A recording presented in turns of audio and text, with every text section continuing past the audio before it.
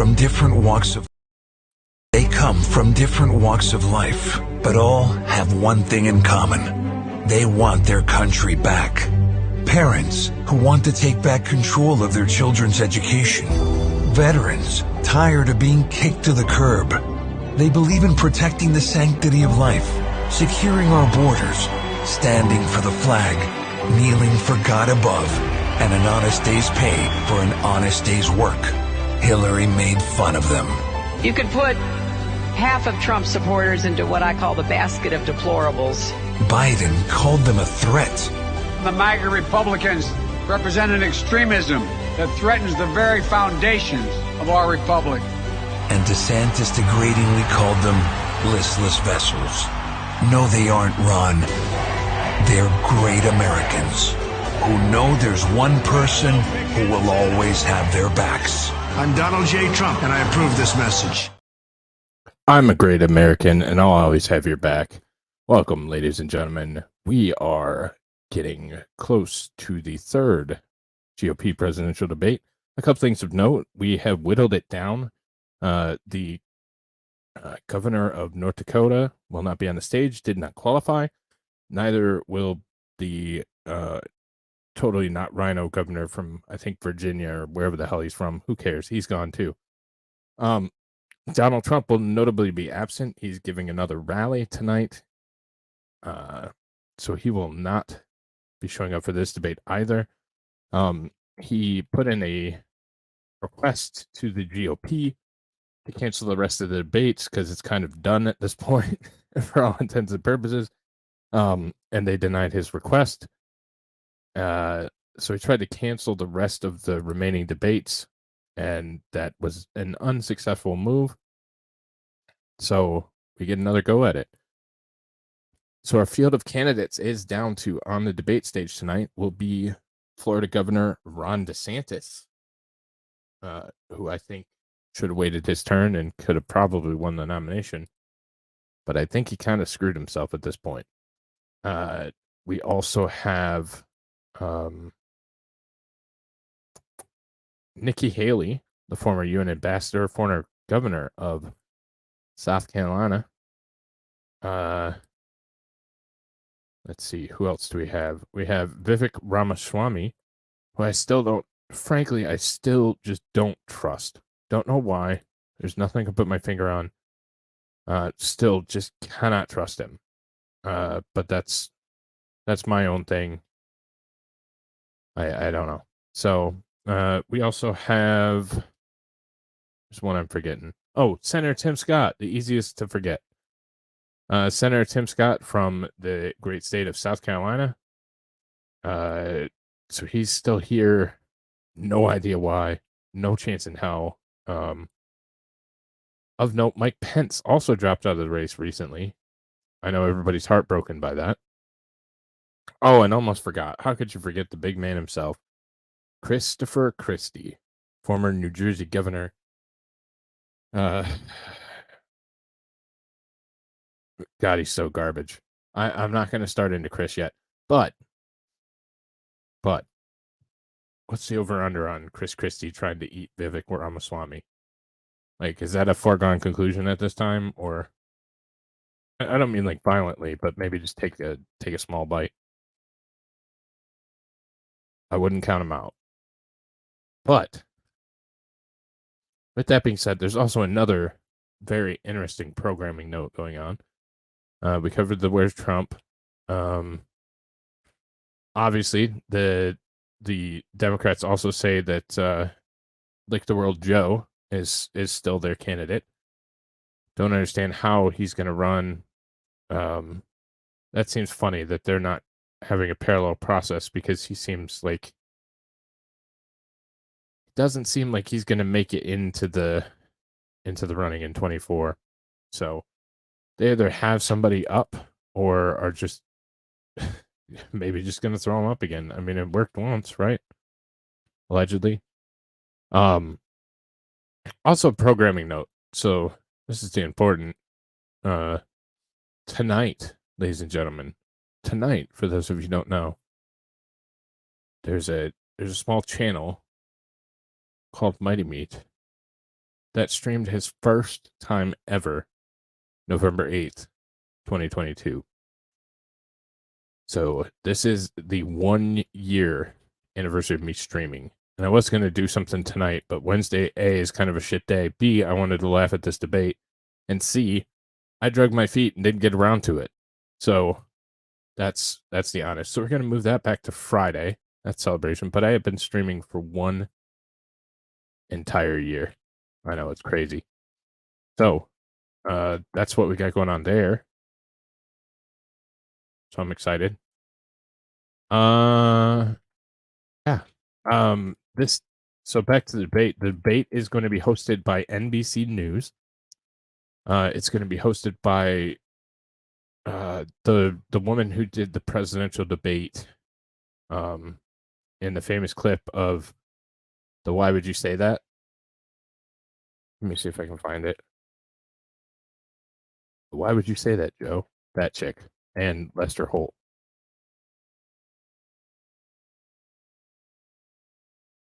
Let's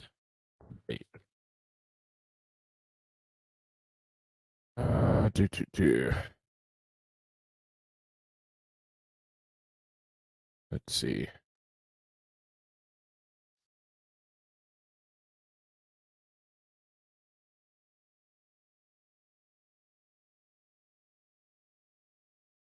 Trump lashes out at Biden. God, I'm never gonna find this. It was something about oil.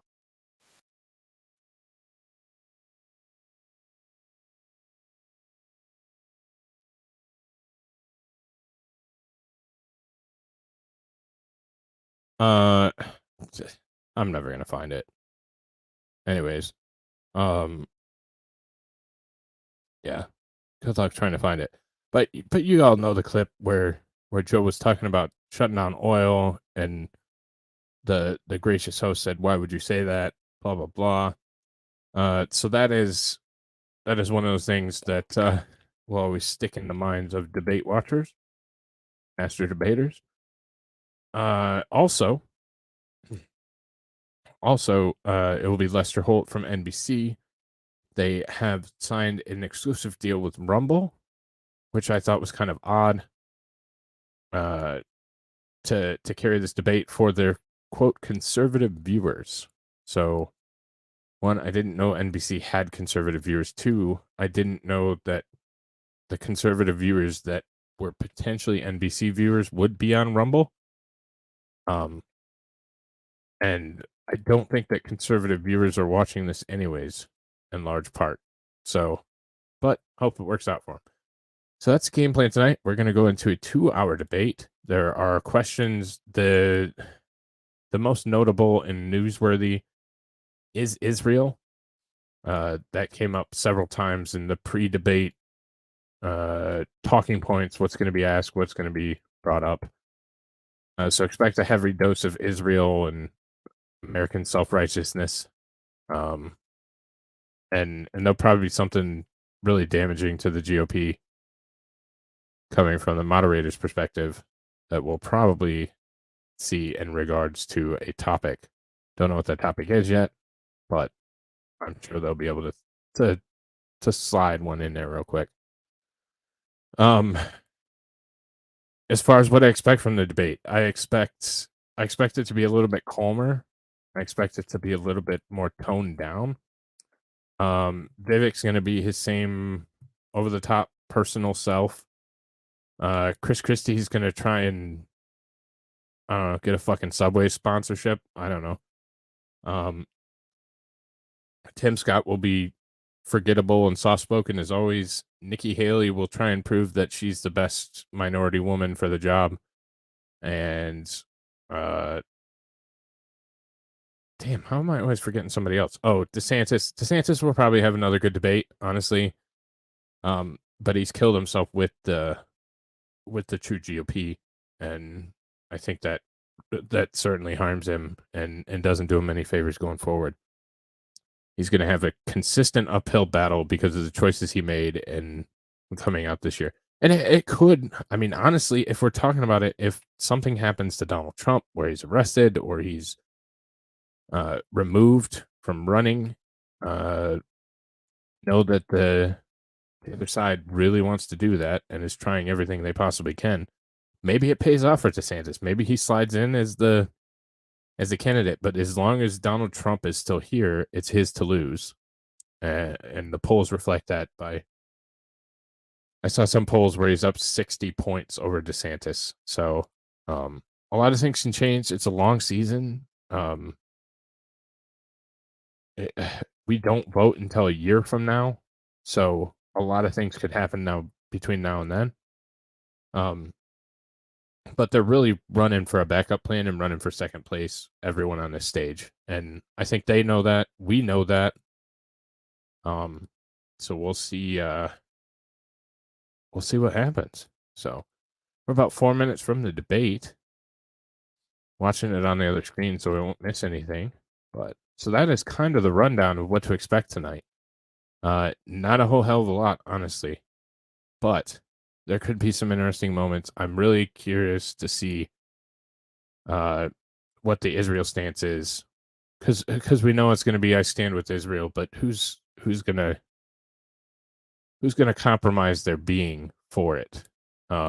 Is it going to be Haley or Christie? That's where my money's at. It's either going to be Nikki Haley or Chris Christie that decides to go that route and really get up there and simp hard over Israel.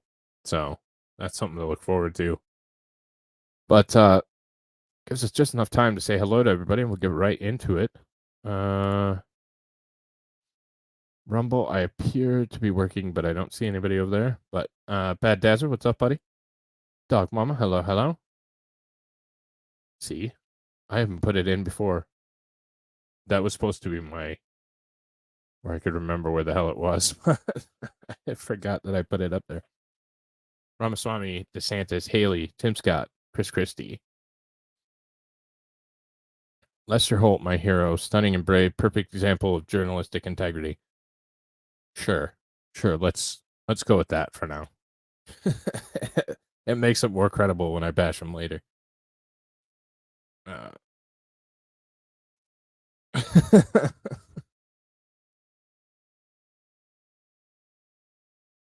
Hey, what's up, Digger? Debate. Isn't the election in like a year? It is exactly 1 year from now. What's up, Neo, over on the Rumble? Yeah, I'm, and that's another thing, ladies and gentlemen. I'm considerate that Neo brings up a really good point. I think NBC, with the amount that they've invested, might be a little quick with the YouTube ban hammer. So if they are, there's the link. I might as well get us the link, and we'll slide over and do what we can with what we have. But just as a heads up, it might get fucky over here on the YouTube. So the Rumble's there for us to carry over. So, yep. What's up, Stingy? You can have my back. Just stop trying to... I can't make any promises, but you know that, Stingy. Says the Russian. Jesus Christ. I have no idea. Fuck off, by the way, Brian. I heard what you did.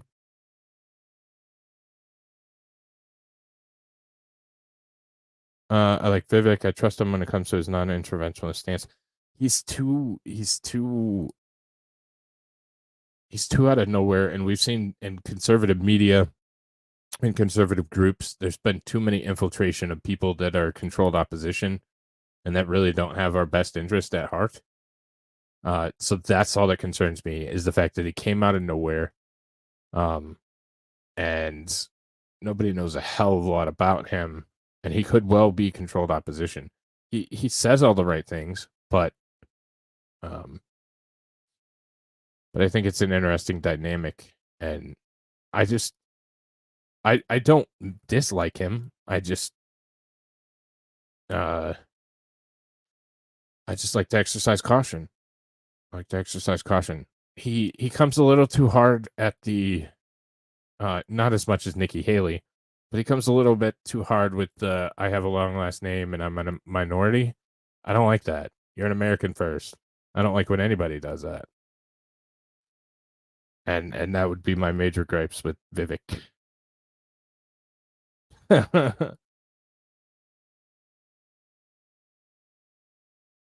Hey, Shenny.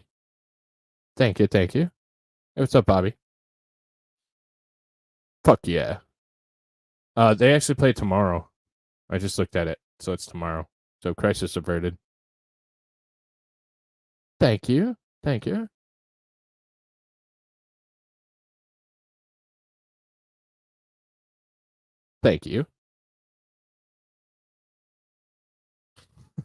No comment.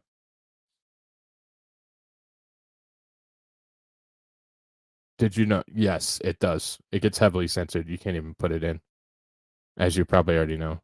Here we go. Here's our character introductions. From NBC News, the Republican president. We're going to wait until they're done playing their intro, because that's probably a good way to get screwed. Thanks, buddy.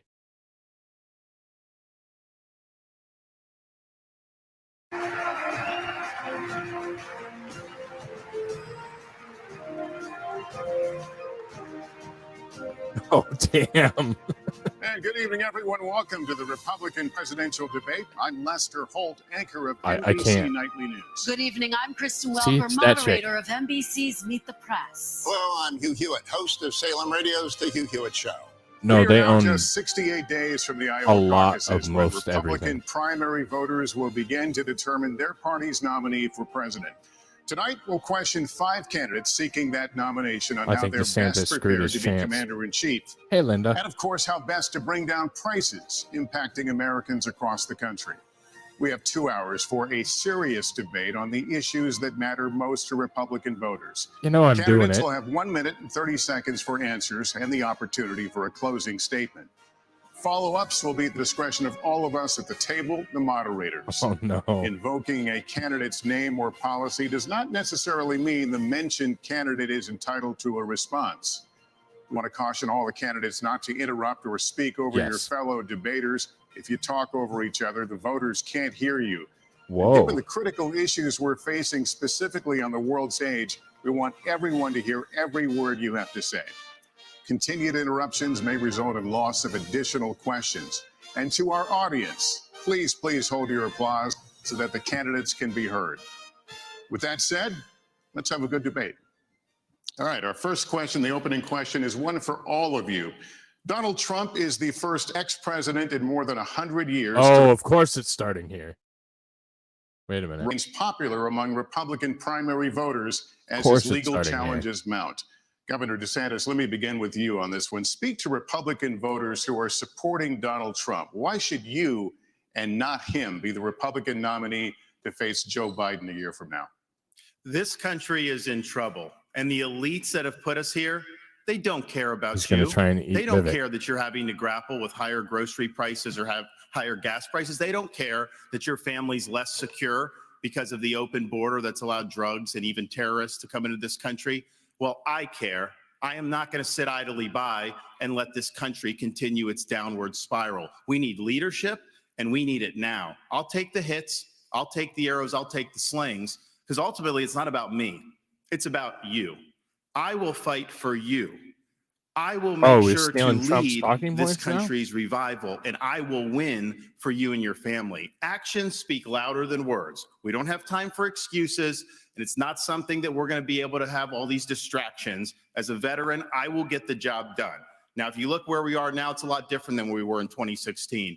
And Donald Trump's a lot different guy than he was in 2016. He owes it to you to be on this stage and explain why he should get another chance. He should explain why he didn't have Mexico pay for the border wall. He should explain why he racked up so much debt. He should explain why he didn't drain the swamp. And he said Republicans were going to get tired of winning. Well, we saw last night, I'm sick of Republicans losing. In Florida, I showed how it's done. 1 year ago here, we won a historic victory, including a massive landslide right here in Miami-Dade County. That's how we have to do it.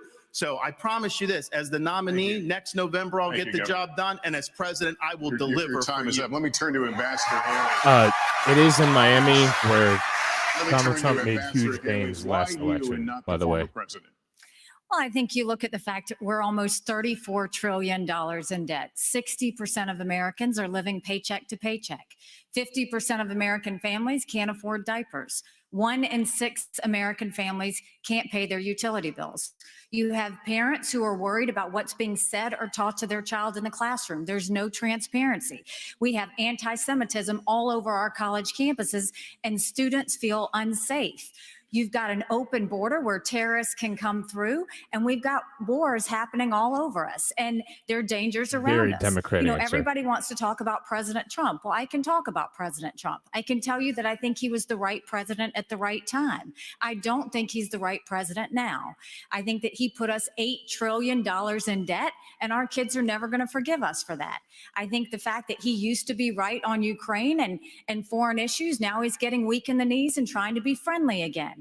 I think that we've got to go back to the fact that we can't live in the past. We can't live in other headlines. We've got to start focusing on what's going to make America strong and proud. And that's what I'm focused on doing. Let's make sure we pay down our debt. I think we need an accountant in the White House. Let's make sure that we have transparency in the classroom. As a mom, I know what that means. Let's make sure we secure our borders so that our families are safe. Let's get crime down, because our families want to know that they can be safe no matter where they go. And as the wife of a combat veteran, I will tell you, a military needs to know we have our back, and we need to make sure that America is strong. Ambassador, thank you very much.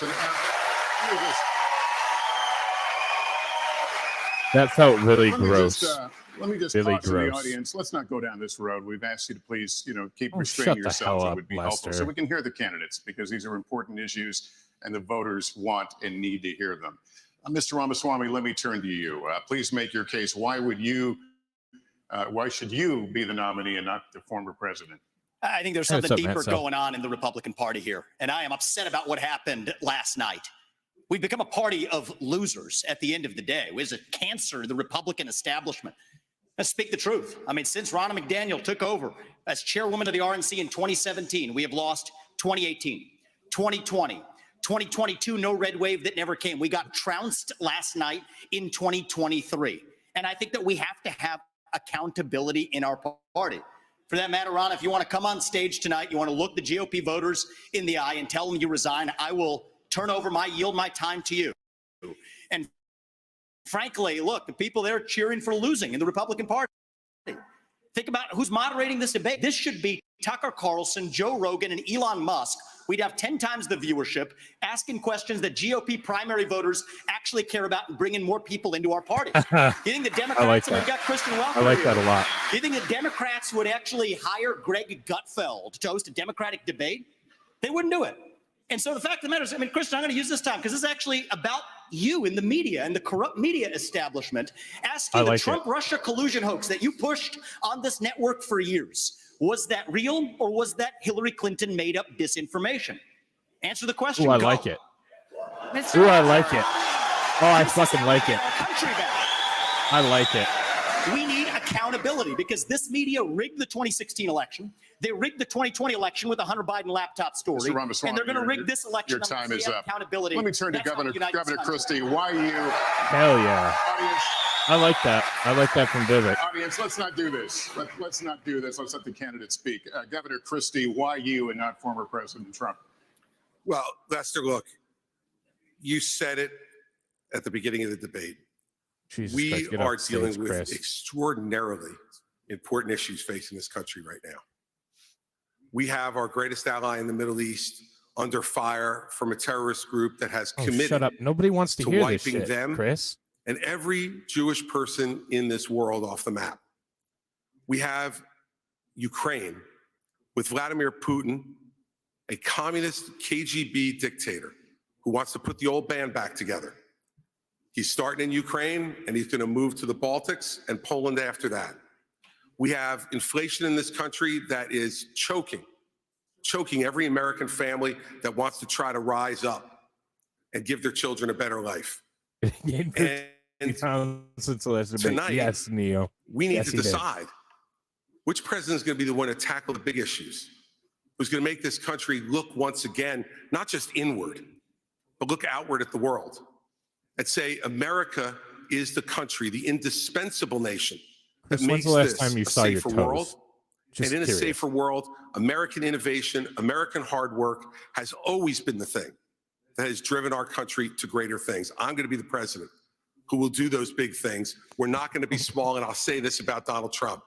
Anybody who's going to be spending the next year and a half of their life focusing on keeping themselves out of jail and courtrooms cannot lead this party or this country. Right, and it needs to be said plainly. Governor, thank you. Let me turn to Senator Scott. Senator Scott, you've said former President Trump Why is can't NBC win. hosting? I have no idea, Matt. Well, no idea. What I would say without any question is that the truth of my life destroys the lies of the radical left. We need a president and a candidate who will actually help our base solidify and attract independent voters into our party. The Great Opportunity Party is now winning back African-American voters and Hispanic voters because we are working on a foundation based on faith. Our nation is facing some deep challenges. It is the loss of faith in this nation that is a part of the erosion that we're seeing every single day. It's restoring faith, restoring our Christian values that will help this nation once again become the city on the hill. When Ronald Reagan talked about the city on the hill, he was coming from Matthew 5.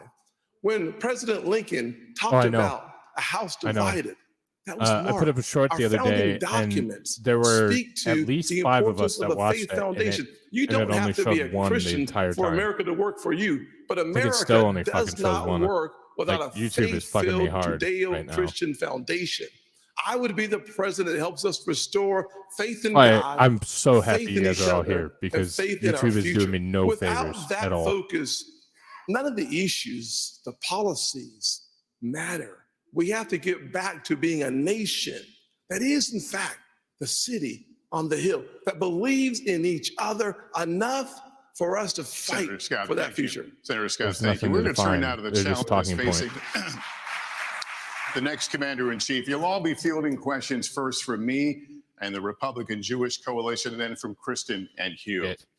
So as we continue forward, the Israel-Hamas war is barely a month old. Tonight, Israeli troops are fighting inside Gaza City with over 200 hostages who remain captive there, and civilian casualties mount inside Gaza. As President of the United States, what would you be urging Israeli Prime Minister Benjamin Netanyahu to do at this moment? Governor DeSantis. I would be telling Bibi, finish the job once and for all with these butchers, Hamas. They're terrorists.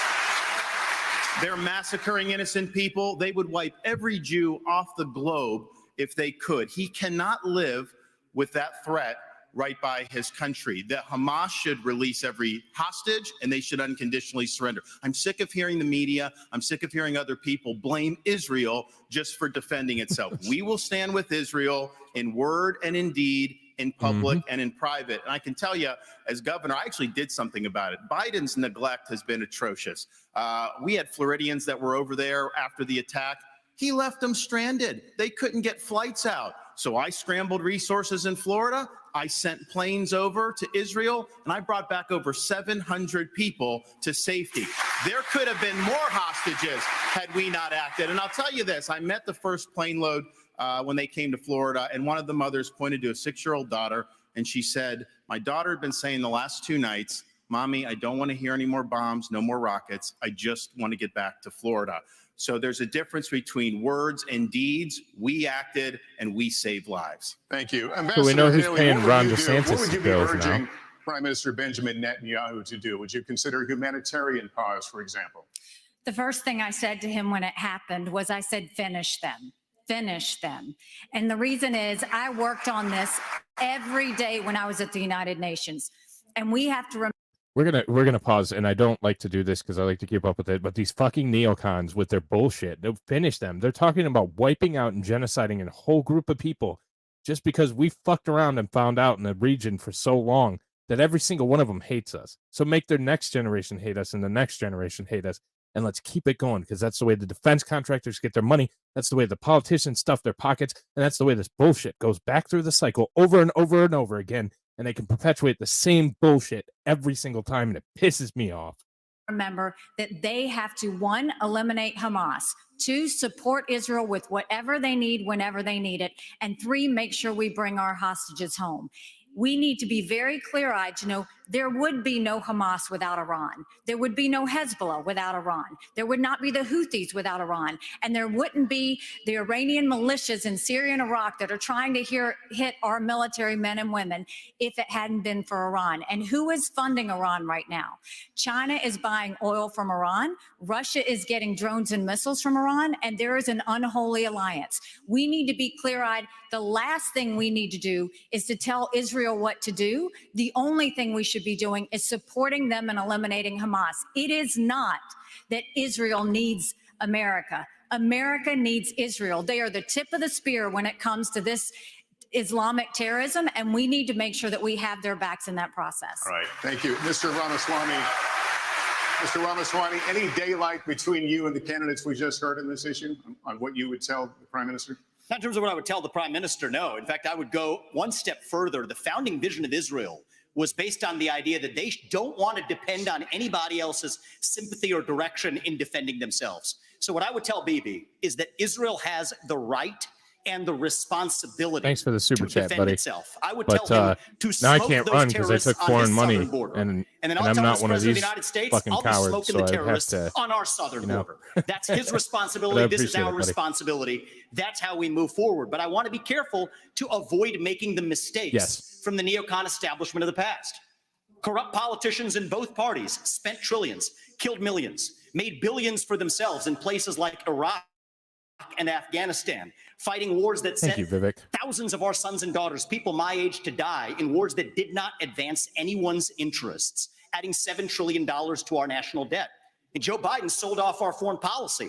Joe Biden's son, Hunter Biden, got a $5 million bribe from Ukraine. That's why we're sending $200 billion back to that same country. The fact of the matter is the Republican Party is not that much better. You have the likes of Nikki Haley, who stepped down from her time at the UN. Bankrupt or in debt was her family. Then she becomes a military contractor. She joins the board of Boeing and otherwise, and is now a multimillionaire. So I think that that's wrong when Republicans do it or Democrats do it. That's the choice we face. Happy anniversary. Do you want a leader from a different generation who's going to put this country first? Or do you want Dick Cheney in 3-inch heels? All right, Mr. In which case we've got Ramaswamy. two of them on stage. Thank you. Senator Scott, yes. Senator, same question to you about you're the president, you're on the phone in the Oval Office with the Prime Minister, you tell him what? Well, number one, I would tell Prime Minister Netanyahu, not only do you have the responsibility Tim Scott's done to wipe Hamas off of the map, we will support you. We will be there with you. We will stand shoulder to shoulder. There will be no daylight. But I would change the station a little bit, though, and head back home to America. I would say to President Biden, diplomacy only is a weak strategy. Appeasement leads to war. From President Obama to President fuck the appeasement. Biden, We'll just go Obama genocide sent millions people. to Iran. Frankly, President Biden has sent billions to Iran. That is why I've said that there's blood dripping from the hands of President Obama and President Biden. I would tell President Biden with great clarity, if you want to stop the 40+ attacks on military personnel in the Middle East, you have to strike in Iran. If you want to make a difference, you cannot just continue to have strikes in Syria on not even warehouses. hiding it anymore. You actually have to cut off the head of the snake, and the head of the snake is Iran and not simply their proxies. In order for us to have a powerful response from America, we have to be in a position of strength. As President of the United States, my foreign policy is simple.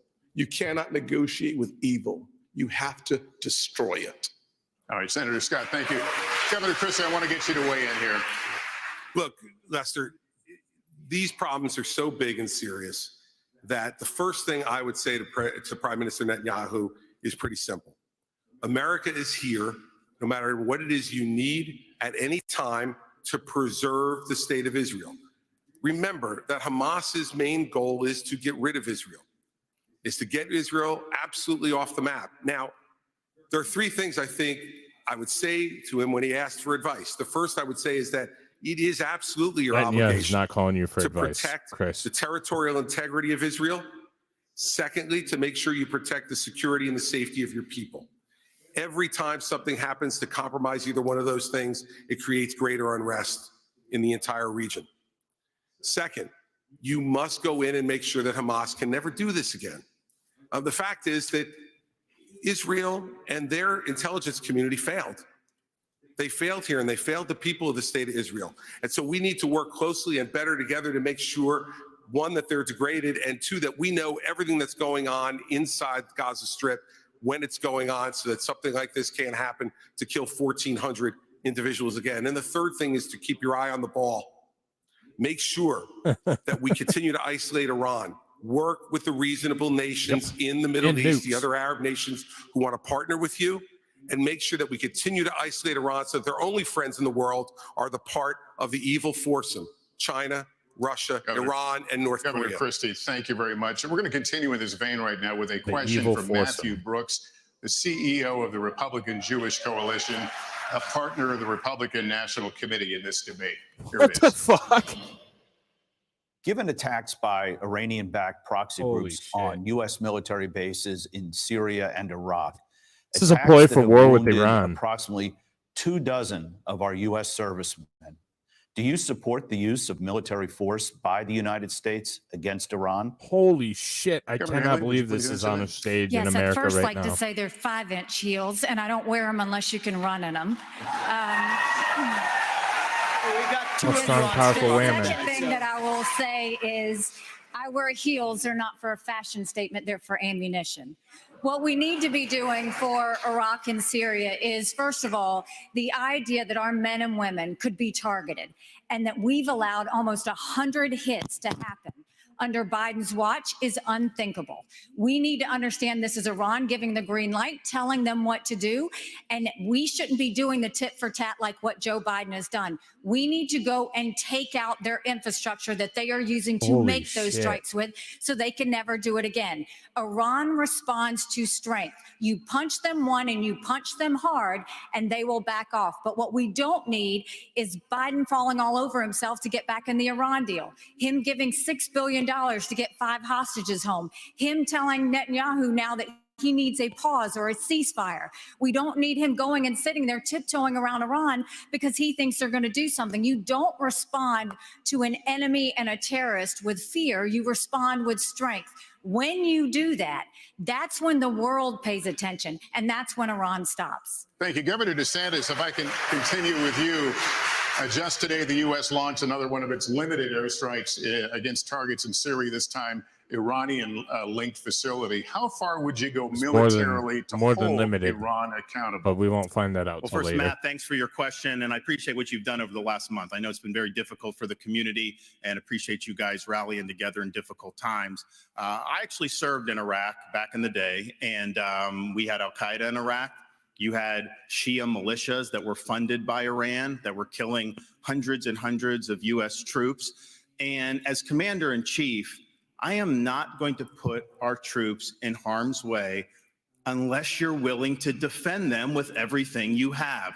Biden has them out there. They're sitting ducks. He's doing glancing blows. That's just inviting more attacks from the Iranians. I would say you harm a hair on the head of an American service member, and you are going to have hell to pay. We are not just going to sit there and let our service members be sitting ducks, and that's true whether it's Iran or whether it's any country on the world. We have to be strong, and we have to defend the people who defend us. All right, thank you, Governor. And now our second and final question from Matthew Brooks of the Republican Jewish Coalition. Please watch. Wow, he gets... Jewish students across the country are threatened and under attack. Here's my question, Lester. What do you say to Jewish students on college campuses who feel unsafe given the dramatic rise in anti-Semitism? And what do you say to university presidents and college presidents who have not met the moral clarity moment to forcefully condemn Hamas terrorism? Mr. Ramaswamy, would you like to take that one? Absolutely. I think the scourge of anti-Semitism across this country, including at places like my alma maters and places like Brooklyn Bridge in New York, it's sad to see, but here's what history teaches us. Anti-Semitism is a symptom of a deeper cancer in a country and a society that is lost, and we are lost. Several years ago, when I wrote my first book, Woke Inc., I was talking about they were chanting death to America. death to white people, death to Christians. Nobody was waking up back then. Now it's even bad. Now they're saying death to Israel and worse. So it is wrong, but we have to get to the root cause here. Now, I think it's really important that we do this through leadership, not censorship. Leadership means fill that void with purpose and meaning. Dilute this wokeism and anti-Semitism to irrelevance. These kids, they have no idea what the heck they're even talking about when they're siding with Hamas over Israel. They are fools. But I also want to caution here, if we go the direction of Ron DeSantis or Nikki Haley, with whom I respectfully disagree on this issue, pro-censorship, telling student groups to disband, mark my words, soon they will say if you question a vaccine and its side effects, you're a bioterrorist. Soon they will say that if you show up at a school board meeting, you're a domestic terrorist. Soon if they say that J6 prisoners should be released, you're an insurrectionist terrorist. So that's where this road ends. We don't quash this with censorship because that creates a worse underbelly. We quell it through leadership by calling it out. These university administrators have lost their way, and we need leadership at the top in the United States of America that restores our founding values and that has no place for this kind of anti-Semitic hate. That's where I stand while respecting our Constitution. Your time is out. Senator Scott, let me get you to weigh in on what you just heard. So, let me just say to every single university president in America, federal funding is a privilege, not a right, number one. Number two, to every student who've come to our country on a visa to a college campus, your visa is a privilege, not a right. Number three, any campus that allows for anti-Semitism and hate, to allow students to encourage terrorism, mass murder, and genocide, you should lose your federal funding today, period. To all the students on visas who are encouraging Jewish genocide, I would deport you from those campuses. We have to stay strong with our Jewish Americans. At the end of the day, we should not have our Jewish students in a library being told to hide. On our streets in New York, a Jewish citizen has the right to walk on the streets of America with no fear. They have the right to go to college campuses, go to class, and not fear.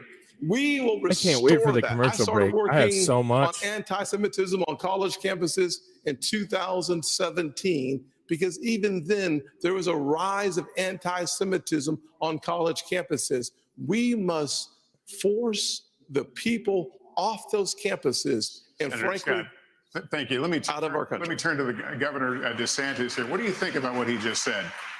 I was the first presidential candidate to say, if you are here on a student visa as a foreign national, you're making common cause with Hamas, I'm canceling your visa and I'm sending you home. No questions asked. Second, I have friends here in Florida who their kids do not feel safe even going to university campus at all outside of the state of Florida. You have Jewish students fleeing for their lives at Cooper Union. Joe Biden should have the Department of Justice on these college campuses and holding the universities accountable for civil rights violations. When you should not have money going to these places. I already acted in Florida. We had a group, Students for Justice of Palestine. They said they are common cause with Hamas. They said, we're not just in solidarity, this is what we are. We deactivated them. We're not going to use state tax dollars to find I can't wait till the just go to commercial, and what is please. Biden doing? Not only is he not helping the Jewish students who are being persecuted, he is launching an initiative to combat so-called Islamophobia. No, it's the anti-Semitism that's spiraling out of control. Right. That is what we have to confront. And as president, I can tell you this, we are not going to stand for this on college campuses any longer. All right, Governor, thank you. Let me turn to Governor Christie, and considering what he just said, you led a state with a sizable Muslim population. Last month, as you know, a 6-year-old Palestinian-American boy was killed in Illinois by his landlord. His mother was also stabbed more than a dozen times in what has been charged as a hate crime. What do you say to Muslim Americans who are also feeling afraid for their safety right now? Lester, I'm the only one on the stage who's actually had experience in dealing with this. I was appointed by President Bush to be the U.S. Attorney in New Jersey on September 10th, 2001. And when I took over that job after the September 11th attacks, I had to deal with a situation in our state that was explosive. We're the most ethnically diverse state in this country. And so first, we heard credible reports about Jewish students and synagogues being threatened in our state in the aftermath of 9/11. We made sure that we sent federal agents to those synagogues and we protected them, and the same thing should be being done now. At the very same time, I personally went from mosque to mosque in New Jersey and met with the leaders of those mosques and with the members of the mosques. And I said to them, law enforcement is on your side to protect you, regardless of your religion, if you are going to comply with the law. And we developed fabulous relationships with Muslim Americans all across the state of New Jersey, and we stopped any hate crimes that were going on either against Jewish Americans in New Jersey or Muslim Americans in New Jersey. It takes leadership, Lester, to know how to do this. I'm there. You must work with both trying not sides. to stop. Both sides need to know it, but let us never have a false moral equivalence between Hamas and Hezbollah and the Jewish people. The Jewish people stand for right and justice, and Hamas and Hezbollah stand for death. Senator Christie, thank you. Ambassador Haley, what do you say to Americans who are simply afraid right now in this current environment that we're talking about? I think you look at the country, and the country is all out of sorts. I think, look at what these kids are dealing with on college. It makes me so, not only do you have the kids barricaded in the library, they've said they were going to shoot up the kosher dining hall. You've got kids' dorm rooms who are being set on fire because they have something related to Israel on their doors. No person should ever feel in danger like this. And this is what I would say about what about the American citizens? Fuck the government, fuck the DOJ, fuck the DME, fuck doing this. These talking Every college assholes. president would be Thank up in you, arms. Matthew. This is no different. You should treat it exactly the same. Anti-Semitism is just as awful as racism. And we've got to make sure they're protected. And for everybody that's protesting on these college campuses in favor of Hamas, let me remind you something. Hamas said death to Israel and death to America. They hate and would kill you too. And the idea that they're talking about genocide for the Jewish people, that's not the values of America. That's not us. We're better than that. We don't need to celebrate terrorists. We don't need to celebrate genocide. We don't need to celebrate violence towards anybody. We need to go back and soul search in our country and remember what we are about. And we are about taking care of people, not going and making them live in fear because some other terrorist activity says they want to destroy them. Getting fucking deported because they have an opinion? Lester, thank you. This is another question for the entire field, so you will all get a chance to respond. But Senator Scott, I'd like to start with you. Go to commercial. The United States has given Ukraine financial and military. All right, I'm sorry. I gotta stop. I can't let it fucking go anymore because I have to stop for like 3 seconds. So one, we just heard from a group of Republicans on stage that if you have a different opinion than the status quo from the Mockingbird opinion that you're required to have, we're going to deport you. We're going to take away your freedom of speech. We're going to make examples out of you. And we're going to stop you from the American dream, which is total and complete bullshit. That's the first thing. The second thing is, this is just an advertisement to the defense contractors that, hey, I'm for sale, and I really need fucking money because we're about to go into the campaign season, and I'm going to need to do a lot of traveling around the world to get on ballots, to show up, to go to caucuses, and to get the nomination. And I'm for sale. And the third thing that this shows to the American people, which, God, I hope that we all see it. But if we don't, what it shows to people, that the NBC was put in place. Now I understand why NBC got this debate, because they make them all look like jackass warmongers. So this is going to be the spin that all these Republicans want to start war with Iran, which is the most asinine thing I've ever heard. The most asinine thing I've ever heard at a debate. I've seen so many of them. And to see something like this on a debate stage in America is disgusting. To see somebody that's saying, we want to start war with Iran because why? What is the reasonable and the feasible reason for starting a war with Iran right now? It's just so ignorant. And that's all that's going to be turned around. This is all going to be flipped. It's going to be Republicans are bad because they want to start war. They want to deport brown people. They want to do this. They want to do that. And this is all just a ploy. This is probably a ploy to hurt Trump. These people, 4 of these people, for sure, I can guarantee, don't give a shit if there's a Republican elected to the presidency. They don't care. It's a uniparty. There's one side, and we're not on it. And all that matters to these people is to keep perpetuating the narrative, keep Donald Trump out of the White House, and keep the people guessing. Keep the people under their thumb. Keep the people afraid. Keep the people where they cannot make an informed decision on anything because it's so ass backwards and fucked up.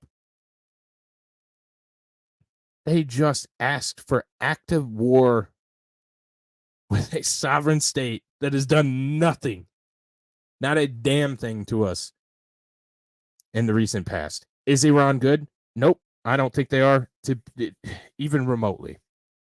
Do I support Iran? Not a chance. But to sit up here and call for active war against a country that hasn't... We've been fighting proxies in the Middle East and Eastern Europe and Southeast Asia. We've been fighting proxies for fucking decades, if not longer. But somebody else wants to do it, and America's butt hurt and can't let anybody else step in and do what we've been doing for so long. It's not good. It's not good, and not a single one of these people. Everyone up here, I didn't even like where Vivek went with it. He was by far the softest on it, but it seemed very similar. Every single one is disqualified from the office of the presidency, in my opinion, because of this debate. Shit, I saw. Government officials have proven their anti-citizens' rights. Yes, and thank you, Matt, for the super buddy. Yeah, they don't give a shit about American rights. All they care about is perpetuating their stereotypes, perpetuating their self-fulfilling prophecies and loops.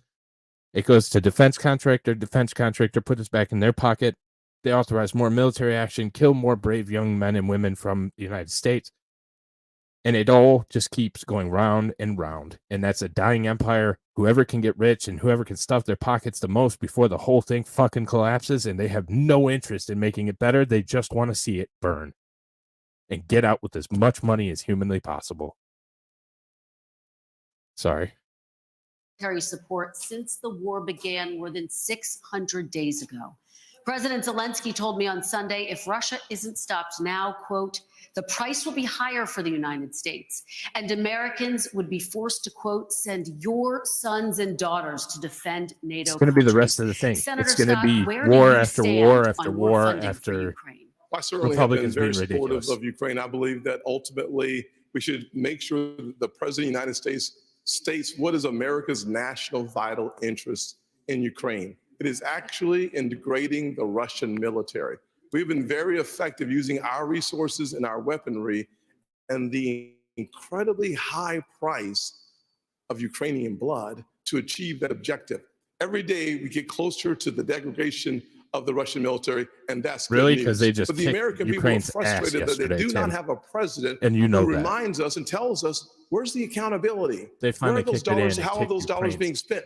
We need those answers for us to continue to see the support for Ukraine. And at the same time, I would say that a package that's been offered by the president for Ukraine and Israel, that's the wrong approach. We need to focus specifically on providing Israel with the $14 billion that they need so that we show the world that we are 100% undeniably standing shoulder to shoulder with Israel. And then as we turn away from that direct support for Israel, we should go to our southern border and close our southern border with the resources necessary. I believe that we have I don't think it's as bad as they're trying to push either. I think it's probably somewhere in between. From Yemen, Iran, Syria, and Iraq. If we are going to deal with the national security emergency at our border, Senator we have to do it now. Senator Scott, thank you. But just to be very clear, if you were president, if you were in the Oval Office today, would you sign off on 50 more pounds since the last debate for too? Ukraine, or would you discontinue it? Bottom line is we have to first have the level of accountability that allows the American people to understand where the resources they have comments off? Number one. Number two, after we have that responsibility taken care of and accountability, then we have an opportunity to look at the overall strategy that helps us degrade the Russian military while we use our resources, and frankly, keeping our NATO partners safe from the Russian military is absolutely essential. As you understand, Article 5 would require to support and to defend NATO, our troops on the ground. The fastest way for us to eliminate that possibility is for us to destroy, to the extent possible, the Russian military. By doing so, we actually achieve the objective of keeping our military home. And that's good news. Thank you, Senator Scott. Mr. Ramaswamy, are you persuaded by President Zelensky's urgent new plea? Where do you stand on more funding? I'm absolutely unpersuaded. And I'm actually enjoying watching the Ukraine hawks quietly, delicately tiptoe back from their position as this thing has unwound into a disaster. The first half of this race, I was the only person standing for it. Now they're actually quietly coming around to being more cautious, as they should. Level with the American people here. Ukraine is not a paragon of democracy. This is a country that has banned opposition parties. It has consolidated all media into one state TV media arm. That's not democratic. It has threatened not to hold elections this year unless the U.S. forks over more money. That is not democratic. It has celebrated a Nazi in its ranks, the comedian in cargo pants, a man called Zelensky, doing it in their own ranks. That is not democratic. More facts for you that you won't hear from the mainstream in either party or the mainstream media. The regions of Ukraine that are occupied by Russia right now in the Donbass, Luhansk, Donetsk, these are Russian-speaking regions that have not even been part of Ukraine and it's not our war. 2014. That other people probably couldn't name those provinces for you. Those are the hard facts. And so to frame this as some kind of battle between good versus evil, don't buy it. And I'd like the likes of the sharpest of the war hawks on Ukraine, Nikki Haley, to have some accountability and answer. Do you want to use U.S. taxpayer money to fund the banning of Christians? That is actually what's happening. They're using the Ukrainian Orthodox Church. They have banned them. The Ukrainian parliament just did this last week, supported by our dollars. And I think you owe it to the American people, Nikki, to at least this one time Ramaswamy, thank you. That's time. At least to condemn their banning of Christians. Mr. Ramaswamy, thank you. Oh, he's got to come to their defense. Thank you. We asked the question. Got to come to Nikki's defense. Haley, what is your take on more funding for Ukraine? I am telling you, Putin and President Xi are salivating at the thought that someone like that could become president. They would love to. The fact of the matter is, she doesn't answer the question. So this is what I will tell you. We're driving Russia into China's hands because of these you had your time to talk. The ambassador has the floor. Shut up, you Thank bitch. you. The first thing I'll tell you is we all remember what that thug did when he invaded Ukraine. We all know that 500,000 people have died because of Putin.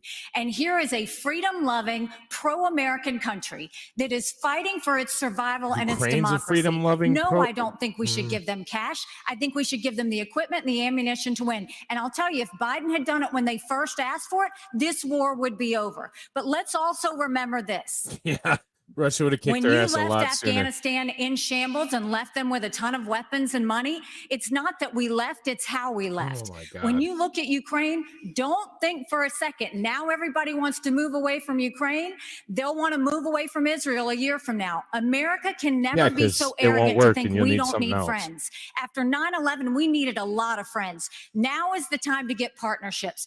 This unholy alliance between Russia, Ukraine, and China is real. There is a reason the Taiwanese want us to support the Ukrainians. It's because they know that China's coming after them next. There is a reason Ukrainians want us to support Israelis, because they know that if Iran wins, Russia wins. Ambassador, we have to see the combination of the three. Ambassador, thank you. Governor Christie, what is your take, and how long should Americans be expected to help fund the war in Ukraine? Kristen, let's remember the last time that we turned our back on a shooting war in Europe. It bought us just a couple of years. And then 500,000 Americans were killed in Europe to defeat Hitler. This is not a choice. I agree. This is the price we pay for being the leaders of the free world. And the fact is, this alliance is not just with Russia and China. Governor Haley knows this. Iran is in the middle of this as well, and so is North Korea. And they are all working to support Russia right now. And the reason they're doing it is because dictators work together. People who believe in democracy work together. We must stand with all of those that are standing up for democracy and freedom in this world. And by the way, let's remind everybody of this. In 1992, this country made a promise to Ukraine. We said if you return nuclear missiles that were part of the old Soviet Union to Russia and they invade you, we will protect you. An American promise that's 31 years old is no different than an American promise that's made tonight on this stage. We need to stand by it. And those of us who forget history are doomed to repeat it. And I'd like to respond. And the absolute giving in to dictators, which is being suggested on this stage, there's no chance shows they let the Ramaswamy immaturity respond. of the approach. Governor Christie, thank you. Governor DeSantis, I'd like you to weigh in on this idea. Are you concerned that this could become a wider war? If no chance in hell to give Ramaswamy a chance. Well, any suggestion by Zelensky or anyone else that we're going to eventually have U.S. troops there, I can tell the American people when I'm president, that will not happen. We are not going to send your sons and daughters to Ukraine. I am going to send troops to our southern border. I don't buy it. If you look at the threats that we face, terrorists have come in through our southern border. I'm going to shut it down. I'm going to have the military, and I'm going to deport the people who've come, particularly under Biden, who've come from the Middle East, come from all these places. Now, Biden wants $105 billion. 60, most of that's Ukraine, including Deport some must of it be the going word to of pay the day. pensions for bureaucrats and salaries. That is a totally Don't get me wrong. We ridiculous should use deport of people American coming in tax over our dollars. southern border. He says he has money for border to try to do, and the media repeat that. When you look at it, what most of the money is money to process more illegal aliens into this country. NBC can How use is it that later solving the in their problem? That's reporting. making the problem worse. And what does he do for the Indo-Pacific? A pittance. That is the top threat that we face. We need to bring this war to an end. We need the Europeans to step up and do their fair share. And we need to get serious about the top threat that this country faces, which is the Chinese Communist Party. Oh, now we're bringing in China. The Ukraine question. In fact, we are going to go from the hot wars in Ukraine and Gaza and Israel to what many people are calling the new Cold War with China. And I remind the audience that it's important for our visitors at home to hear you, and especially for the people in Beijing to hear you.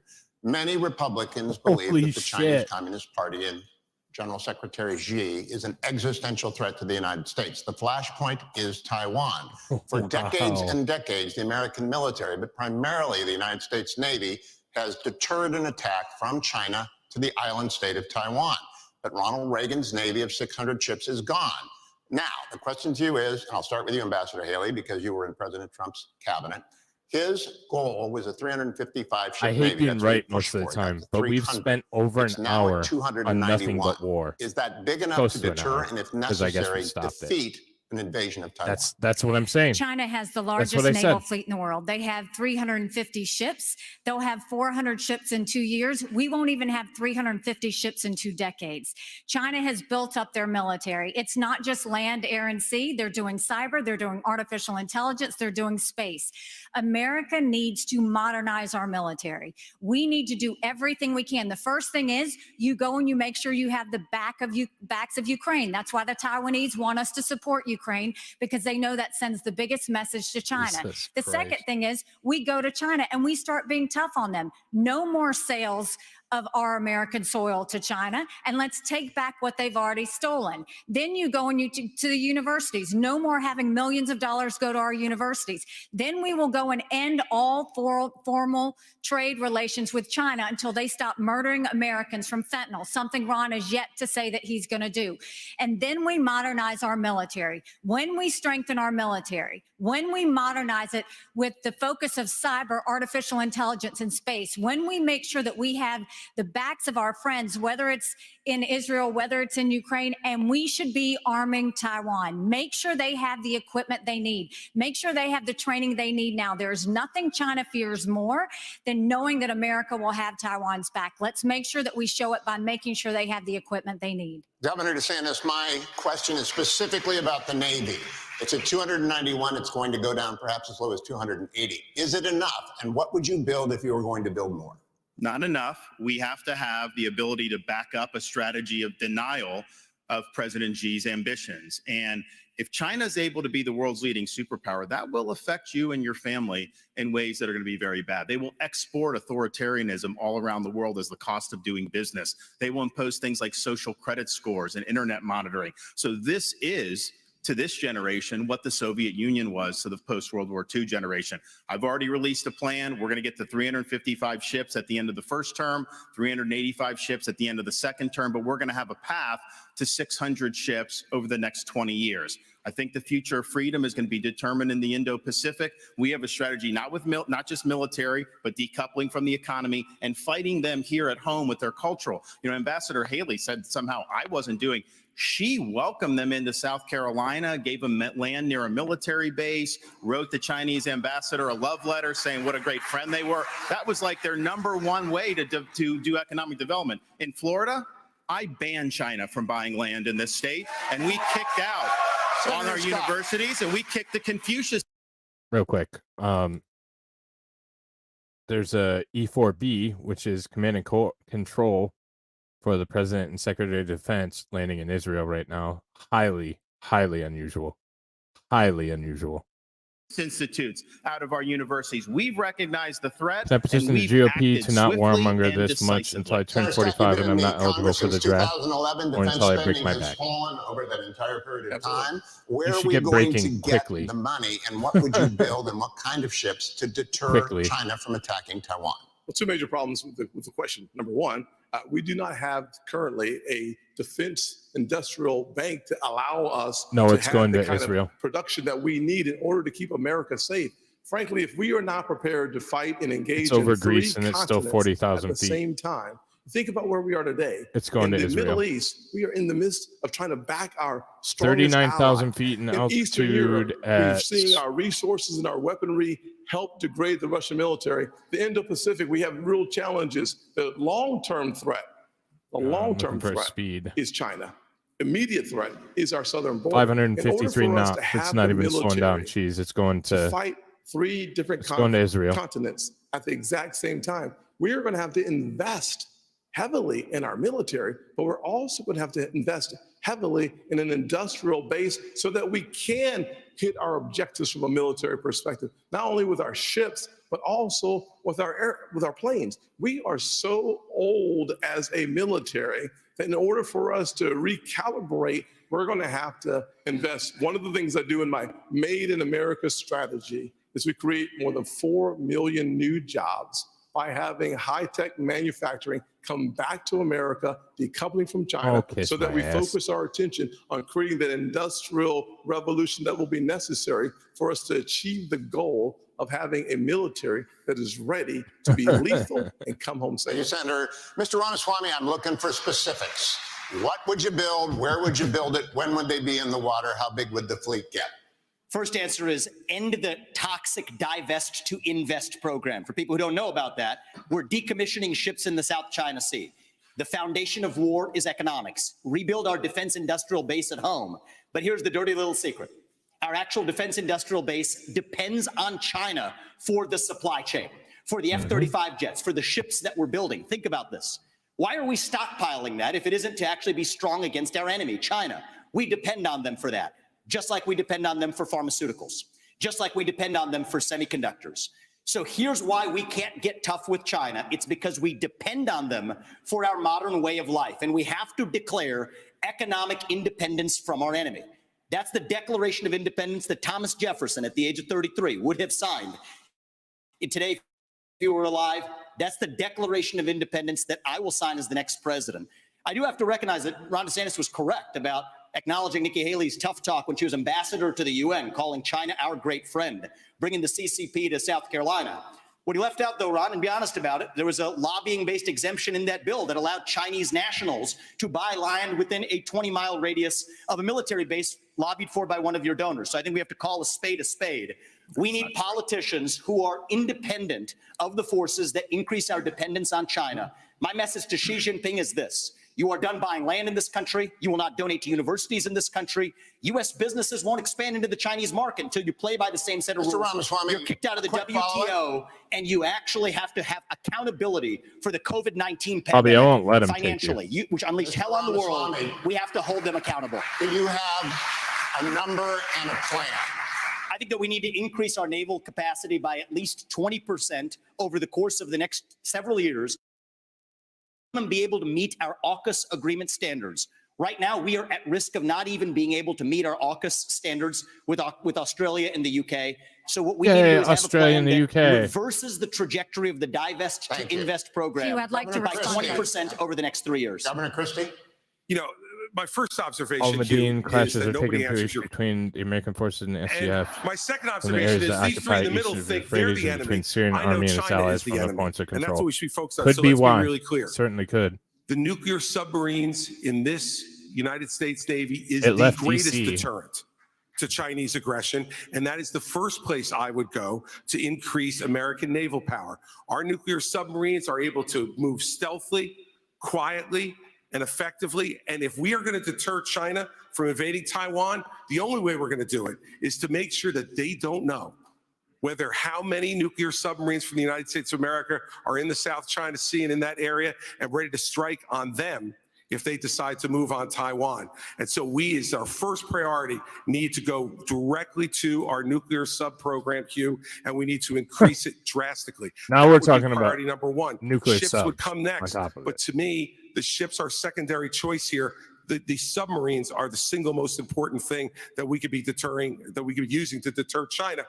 But the other thing we could do to deter China is to let them know that the blood money they're spending for Russia in Ukraine right now will not be effective, that we send Putin home with his tail between his legs and make them understand that the same fate waits for them. Chris, if you know they that's decide not to true. move towards Taiwan with a more aggressive You know nuclear that's not true. sub-program, we'll be able to make that threat real. Thank you, Governor. We're going to take a brief pause now, and we'll be back to the Republican presidential primary debate. Please stay tuned. All right, let's see. It came down to it.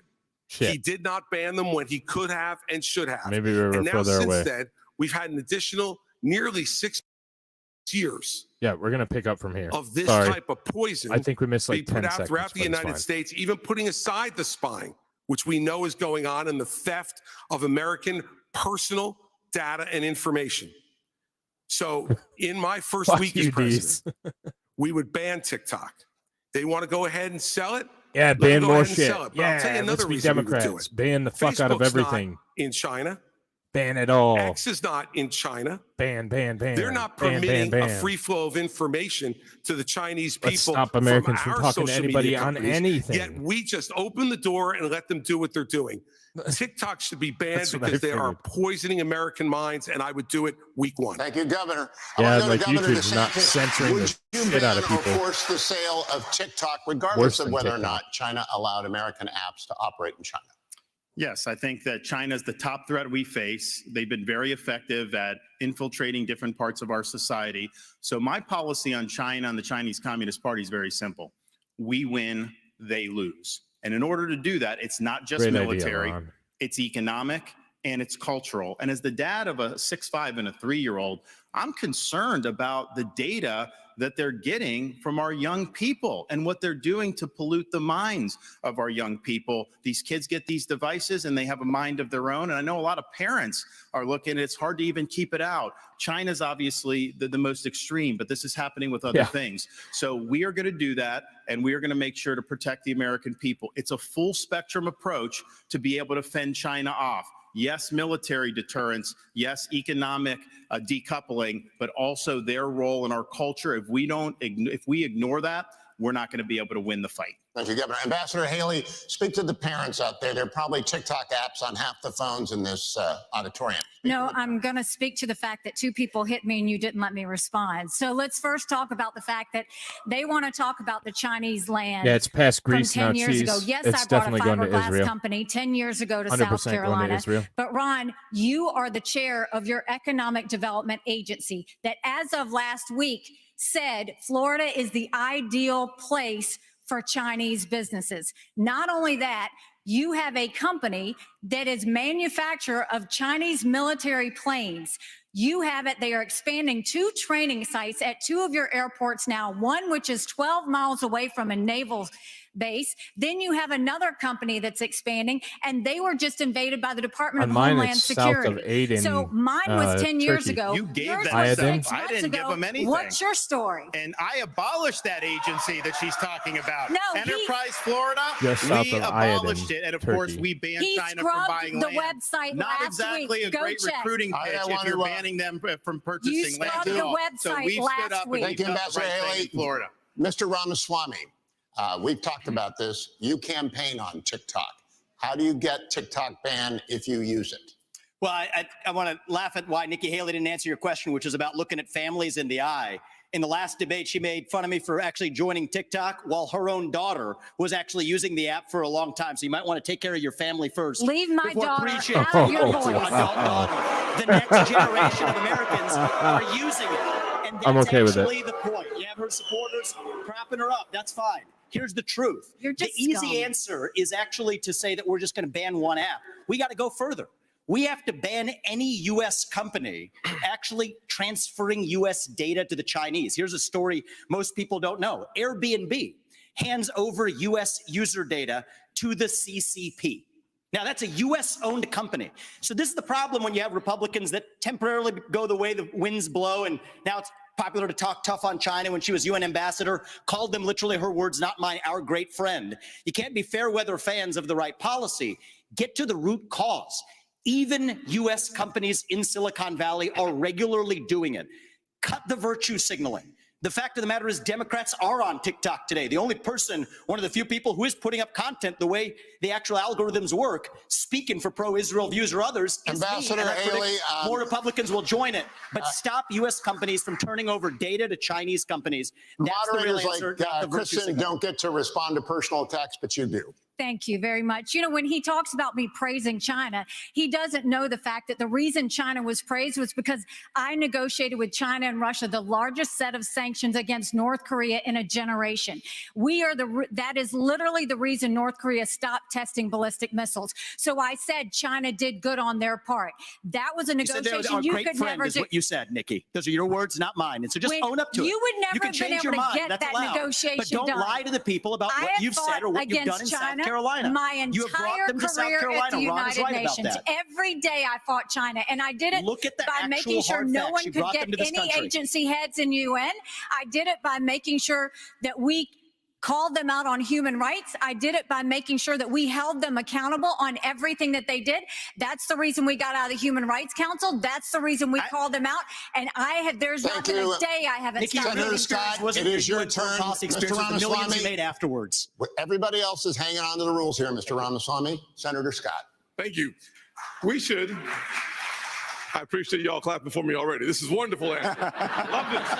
Without any question. What we should do is ban TikTok, period. Now, we saw under former President Trump, he tried to ban TikTok twice, but was struck down by our federal courts. If you cannot ban TikTok, you should eliminate the Chinese presence on the app. Period. We also should provide, in my parents' Bill of Rights, we give parents the opportunity to give their kids permission under 14 to be on those apps. I think it's incredibly important for us as Americans to take back control of the information, especially of our kids. Where does it go? We should know that. One of the ways that we get to know that is by having a parental consent. But if we can eliminate TikTok, that is a first step. But it's not just TikTok. China continues to spy on our kids, but they're also buying our farmlands. We talked about that several times there. We have to make sure that we use the tools that are in our toolkit to stop China from buying farmland near our bases. The third thing we have to do is make sure that they stop stealing our intellectual property. They're literally stealing our IP to compete against us. My administration, we stop that day one, and we start making sure that we create six-figure income for jobs made in America through my strategy. Kristen. Hugh, thank you so much. We're now going to talk about Venezuela, where millions have fled political and economic turmoil. Many Venezuelan immigrants are settling right here in Florida. Former President Trump and President Biden have taken different approaches to Nicolas Maduro's regime with little result. Former President Trump put economic pressure on Venezuela and backed one of Maduro's rivals. President Biden temporarily eased sanctions to encourage electoral reforms. Governor DeSantis, do you see the political situation in Venezuela as a threat to the United States, and what would your approach be? We should never rely on Venezuela for oil like Biden has had to go beg. I'm going to unleash all of America's energy potential. On day one, I'm taking all the Biden regulations, the Green New Deal, ripping it up and throwing it in the trash can where it belongs. We're going to lower your gas prices. We're going to create jobs. We're going to lower energy costs, but we're also going to be more energy independent and secure. We'll choose Midland over Moscow. We'll choose the Marcellus over the Mullahs, and we'll choose Bakken over Beijing. That is good for America's national security. Biden's Green New Deal, that's good for Venezuela, it's good for Russia, it's good for Iran, and it's good for China. So I would turn the screws on the Venezuelan regime. I think it's a corrupt, dictatorial regime, and we should never go hat in hand begging for oil from them. Just to be clear, would you reimpose the sanctions? Yes, absolutely. Ambassador Haley, what would your approach be? You know, I stood on the Simon Bolivar Bridge and watched thousands of Venezuelans cross for hours in the hot sun, holding their babies to get the one meal they might get that day, going from Venezuela to Colombia. They were fleeing socialism and begging for freedom. We need to make sure that we do everything we can to sanction Maduro. We shouldn't be getting dirty oil. And Biden just gave 500,000 Venezuelans temporary priority status, which is just going to have more of them come. But on the energy side, it cracks me up that Ron continues to do this. He has opposed fracking. He's opposed drilling. Last time he said it wasn't true, and everybody found out that it was true. He opposed it before Florida voters even voted on it. He was praised by the Sierra Club, and you're trying to make up for it and act like you weren't a liberal when it comes to the environment. You were. You always have been. Just own it if that's the case, but don't keep saying you're something that you're not. Let me respond to that. Our whole energy plan, you can't get the shale without fracking. We are absolutely going to frack, but I disagree with Nikki Haley. I don't think it's a good idea to drill in the Florida Everglades, and I know most Floridians agree with me. You ban fracking. Thank you very much, Lester. All right, all, thank you. Let's turn to one of the biggest issues for voters. That, of course, is the economy. This is a question that will go to all of you. An Iowa voter recently told NBC News, "How am I going to make sure my pantry's stocked without breaking the bank?" You've all said the best way to deal with rising prices is to cut government spending. But that would take time to play out, and Americans are struggling right now. Senator Scott, I'll start with you. What would you do the moment you take office to help Americans manage the cost of living? So we're talking about short term here. My mother was a single mother who raised me and my brother in a very challenging economic situation.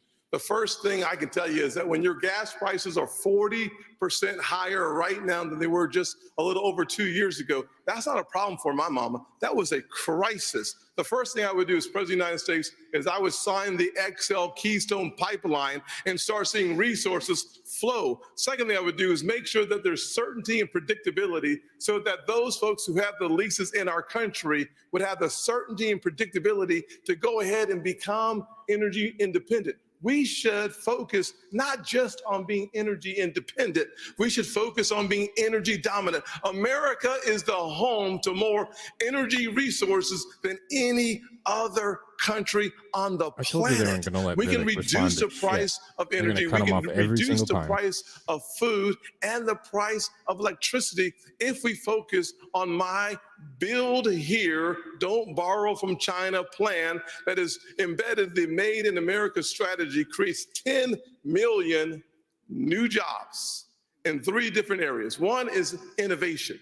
Second is the high-tech manufacturing. And the third is the energy economy. We have an opportunity as Americans to actually export the surplus energy that we create in our nation and disconnect from China and from murderous dictators and tyrants around the world. Your time is up, but let me just follow up. The idea of pumping gas, of turning on pipelines, that doesn't make gas cheaper that day. I'm talking about you become president. What can you do specifically to help people feel better about their situation or be better with their situation? Well, actually, it does, to be honest with you. The way that the economy works is it works on the ability to anticipate excess supply versus the demand. When that happens, confidence drives our prices down because we know there's going to be a greater surplus. When you allow for those who have leases to actually start drilling, to start using those leases for more energy excavation, you put our economy in the strongest position. And as a result of that, prices start going down. That is the kind of economy that, as president of the United States, I would lead this nation to making sure that we first use the resources in our own country and not going outside of our country in order to achieve our objective. You know, Proverbs 22:7 reminds us that the borrower is slave to the lender. We have become an indentured servant too often to countries like China. By having an energy economy, we start allowing this nation to once again return. Senator, thank you. Let me ask the same question to Governor DeSantis. Can you give us some, you ticked off a number of things a moment ago, but some specific examples of ways that would put people on a better economic footing right away? So I started off working minimum wage jobs. I did $6 an hour as an electrician's assistant. I worked all kinds of things to be able to get through school. And I did that because I believed in America, if you work hard and get the most out of your God-given ability, you can get ahead. And what's happening now, many of you are working hard and you're falling further and further behind. I've met people in Iowa, New Hampshire, and all across the country who've talked about all the burdens that they're facing with the rising prices. And I've heard from multiple people the same story. When they go grocery shopping, what they now do is they figure out what they have to take out of the cart once it's ringing up, because it rings up so much faster and so much higher at the cash register that they can't afford the full cart of groceries anymore. We have to restore the American dream in this country. What can you do on day one? Here's what I'm going to do. I'm going to take all the executive orders, the regulations, everything involving Bidenomics. I'm going to rip it up. I'm going to throw it in the trash can on day one where it belongs. That is going to give the economy breathing room. And I'm also going to rein in the Federal Reserve. They have helped create, with their reckless monetary policy, what we have faced since the COVID-19 pandemic. They botched it. Congress botched it. Both parties are to blame. Fed should focus on stable prices. They are not an economic central planner for the American people. Governor, thank you. Mr. Ramaswamy, weigh in on this. Sure. Ways that you can improve people's financial condition in the short term. Right. And as a CEO, the economic question is core to my vision and policy prescription for this country. Increase the supply of everything. It's the law of supplies and demand. Increase the supply of energy. That brings down the cost of energy, grows the economy. Drill, frack, burn coal, embrace nuclear. Increase the supply of labor in this country. Stop using our taxpayer money to pay people more to stay at home instead of to go to work. To include fucking Venezuela. People don't talk about this one in the Republican Venezuela. Party. The land use Not restrictions are constricting the supply of housing. That's making housing more expensive for ordinary Americans across this country. So that's the true answer. And I think it takes a CEO in the White House who actually understands this to get this done. Because Americans at home, they know the Bidenomics is a lie. Prices are going up. Interest rates and mortgages to buy your home are going up, but wages have remained flat. That's the hard diagnosis for our economy. And this is about more than just our economy. I say this as a member of my generation. I'm 38 years old. I'm the youngest person ever to run for US president as a Republican.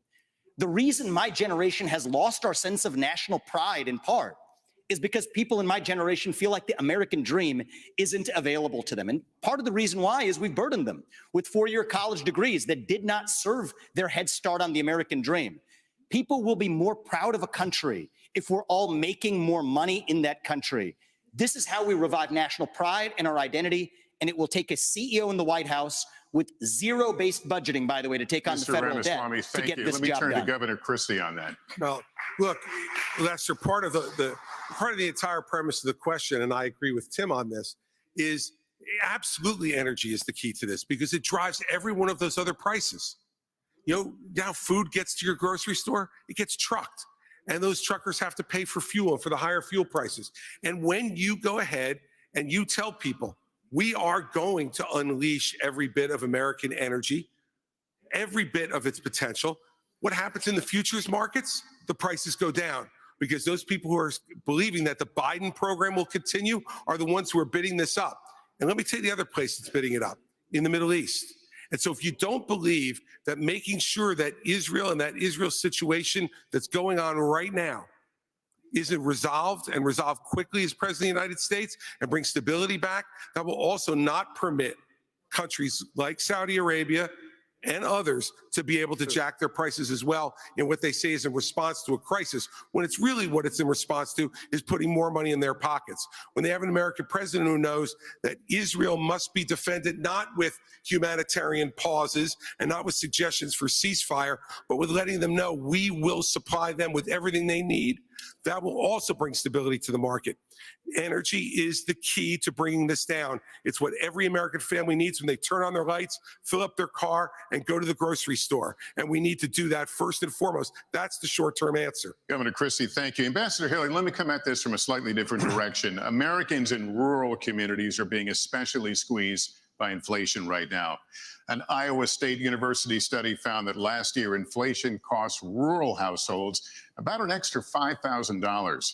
How would you specifically help rural Americans who are suffering right now, Ambassador? Well, I'm a product of rural America. I grew up in rural South Carolina, and I can tell you what we're seeing now in America is the rich are getting richer and the poor are getting poorer. We have to go and start beefing up the middle class. And the first thing I would do is I will eliminate the federal gas and diesel tax in this country. We'll cut taxes on the middle class, but we have to stop this spending binge that's happening by Republicans and Democrats in Congress.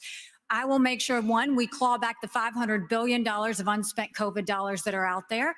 Instead of 87,000 IRS agents going after middle America, we'll go after the hundreds of billions of dollars of COVID fraud that exists, one out of every $7. We'll stop the spending, we'll stop the borrowing, we'll eliminate the earmarks, and I'll veto any spending bill that doesn't go back to pre-COVID levels. That will cut trillions and allow us to be safe.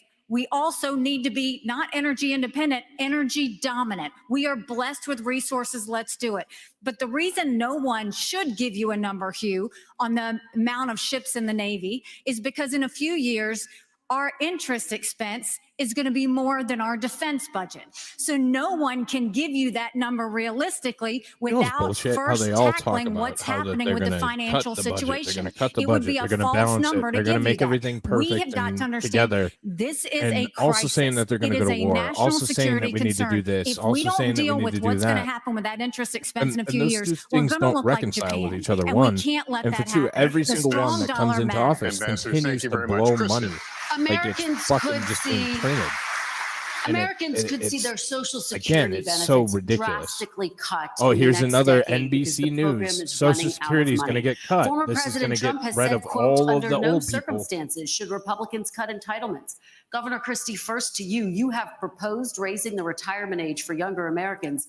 What would that age be specifically, and would you consider making any other reforms to Social Security? Sure, and we have to deal with this problem. Now, look, if we raise the retirement age a few years for folks that are in their 30s and 40s, I have a son who's in the audience tonight who's 30 years old. If he can't adjust to a few-year increase in Social Security retirement age over the next 40 years, I got bigger problems with him than his Social Security payments. And the fact is, we need to be realistic about this. There are only three things that go into determining whether Social Security can be solvent or not: retirement age, eligibility for the program in general, and taxes. That's it. We are already overtaxed in this country, and we should not raise those taxes. But on eligibility also, I don't know if out there tonight, and if you're watching Warren, I don't know if Warren Buffett is collecting Social Security, but if he is, shame on you. You shouldn't be taking the money. There are a lot of programs in this country that we all pay for that we don't get a direct benefit from. Food stamps is one of them. I've never, fortunately in my life, ever had me or my family on food stamps, but I'm glad it's there so that no one in this country goes to bed hungry at night if they have availability to that program. But I don't get a direct benefit. The fact is, on Social Security, remember why it was established. It was established as a safety net program to make sure that no one would grow old in this country in poverty. That's what we got to get back to. Rich people should not be collecting Social Security. Governor, can you give me a specific age? 69, 70? What would the age be? No, look, that's going to be a part of a negotiation with Congress, Kirsten. And hell, I'm not going to start negotiating until I get there. All right, Ambassador Haley, let me have you weigh in on this, because you said in June that you would be open to raising the retirement age. Have Have you determined what that age would be specifically, and what other reforms are you looking at? So first of all, any candidate that tells you that they're not going to take on entitlements is not being serious. Social Security will go bankrupt in 10 years. Medicare will go bankrupt in 8. Right now, you have Ron and Trump joining Biden and Pelosi saying they're not going to change or do any sort of entitlement reform. What we need to do is keep our promises. Those that have been promised should keep it. But for like my kids in their 20s, you go and you say, we're going to change the rules. You change the retirement age for them. Instead of cost of living increases, we should go to increases based on inflation. We should limit benefits on the wealthy. Bernie Marcus can tell you he hates getting that check. Limit the benefits on the wealthy, and then expand Medicare Advantage plans. Seniors love that. And let's make sure we do that so that they can have more competition. That's how we'll deal with entitlement reform, and that's how we'll start to pay down this debt. And can you give me a specific age? Have you determined yeah, the Warren age? Buffett Again, should you take have it. to He's work entitled with to it. Chris, He what paid I can into tell it. you Why the is you fuck wouldn't he it's take going it? to be those in their 20s just coming into the system, and it should reflect more of life expectancy. It doesn't do that now. All right, Mr. Ramaswamy, have you determined if you would touch entitlements and Social Security? What, if any, reforms are you looking at? So this is really important right now. We're working within the last window I believe we will have to actually fix this problem while still leaving Social Security and Medicare benefits for current seniors intact. I'll tell you how. The other candidates assume, like Nikki, that it can't be done. And on her math, she's right about it. But her math assumes $7 trillion of our $33 trillion national debt going to fight wars like in places like Iraq and Afghanistan. Minus that, our national debt would be $26 trillion right now. Then you go to zero-based budgeting, which I've proposed as a CEO. It's how I've run businesses. It's how many CEOs run businesses. Don't use last year's budget as the baseline. Start with zero as the baseline and then ask what's actually necessary. 75% headcount reduction. Yes, that is severe. In the number of federal employees in the Washington, D.C. bureaucracy. Shut down redundant agencies that should not exist. Deliver economic growth as a positive tailwind. I think we can get to 3, 4, maybe even 5% GDP growth if we really take the regulatory shackles off of our economy. And against that backdrop, I believe this is our last best window to be able to take care of our national debt problem through those severe measures, including sacrificing the foreign wars that many bloodthirsty members of both parties have a hunger for. That's the one secret for how we're going to be able to do this, and that requires discipline. So we can't have the first conversation we were having sending foreign aid willy-nilly to countries No, it will be gone national after this. debt per capita The is millennials less will than never draw ours. Social Security. But if we Mr. do this Ramaswamy. correctly, I think this is our last window, and it'll take a CEO from the next generation to do it. Thank you very much. Senator Scott, weigh in here. What are you looking at to keep Social Security sustainable? The bottom line is a simple one. We have to grow our economy and cut our spending. Let me just say to my mama and to every other mama or grandfather receiving Social Security, as President of the United States, I will protect your Social Security. The fact is that we're spending today about $1.1 trillion of Social Security, about $750 billion on Medicare, about $300 billion on Medicaid, about $400 billion on veterans benefits, $1.7 trillion on annual appropriations. If we're going to actually tame this tiger, the way you do it is not by picking on seniors who have paid into a program that deserve their money coming back out to them. The way you deal with it is, number one, you have to grow your economy. My plan, Made in America, creates 10 million new jobs, grows our economy at 5%. By doing so, you add trillions of dollars of economic activity and billions of dollars to your treasury. Number two, you have to cut taxes. When we cut taxes in 2017, I wrote the Tax Cuts and Jobs Act. Everybody said, well, guess what? Revenue will go down. Well, in 2018, after we wrote it in 2017, what happened? Revenue went up by 3%, and the next year it went up by another 3%. So what we know is that the Laffer curve still works, but the lower the tax, the higher the revenue. And finally, if we're going to deal with it, we have to take our annual appropriations back to pre-2020, pre-COVID levels of spending, which would save us about $500 billion in the next budget window. By doing Senator, that, we deal with Social Security and our mandatory spending. Thank you, Senator. Very quickly, would you raise the retirement age? Would you be open to raising the retirement age, or do you rule that out? All you have to do is go to a farm in Iowa and watch the hard work and the dedication. Yes or you and no, I though, having Senator? a conversation. Yes or the no, answer though? is no, but listen to this though, before you go on. Thank you. The fact of the matter is that the more physical your labor, a year or 2 or 3 more is actually challenging to the physical body. You and I might have a different perspective, but for those farmers, they're working night and day. Thank you, Senator. I appreciate it. Governor DeSantis, finally to you, would you be open to raising the retirement age, and how would you keep Social Security sustainable? Well, look, as governor of Florida, I know a few people on Social Security, and I know it's important. My grandmother lived till 91, and Social Security was her sole source of income. And that's true for a lot of seniors throughout this country. So what I'd say to seniors in America, promise made, promise kept. Take care of yourself. That's a conservative I understand value. what you're going through with the rising prices. Unless you're conservative, Obama. And you need that Social Security check. So we'll buddy. make sure to get that done. What can you do to help shore up Social Security? One of the things that's causing problems is the inflation. We have to reduce inflation. When you have higher inflation, the seniors get a cost of living adjustment, which means the program's spending more, but it doesn't cover the increase in the actual inflation rate. We also do need to get to at least 3% growth. You're never going to be able to have issues, be able to solve the budget without that. But I would note this. Congress for decades took money from Social Security. Social Security would have more tax revenue than it put out. They would take it and then they'd write an IOU to Social Security. Congress has a lot of dirty hands on this. I'm going to force Congress to stop spending so much money. And you know, one thing we have to we talk about the retirement age is just something that's changed in the last 4 or 5 years. Life expectancy in the United States is declining. So, Governor, in this yes country. or no? Would you raise it? Would you raise the retirement? They have the power of the when purse, life so you expectancy is can't stop them from declining, spending money I at don't any see how point. you could That's how our raise it system's the other set up. Maybe direction. you So should it's learn one it thing to before you run peg for it on life president, sir. expectancy, but we have had a significant decline in life expectancy in this country, you and rule that's it just out. the fact. All right, Governor DeSantis, thank you. Thank you, candidates. And we will be right back after a quick break from Miami, Florida. So once again, we're sitting here and we're talking about how I think NBC set this whole thing up just to bait the GOP. Who do you think will win the debate?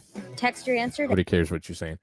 How they're obviously setting up the GOP, and it's evident at this point, and every politician on that stage has just fallen for it, hook, line, and sinker. They don't give a shit. They want the attention, they want the money, they want the power, they want the lobbying, they want all that. It's about their career. It's not about us. And the only thing that we've learned tonight is that these people, everybody on stage, only gives a shit about themselves and doesn't care about the country and isn't serious about taking their job. So thank you for pointing that much out.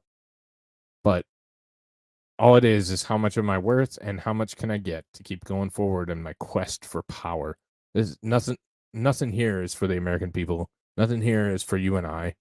Nothing here is to make it something that can benefit us in any way. The only thing it's for is them getting power, and you see it because they're taking the bait so hard from NBC.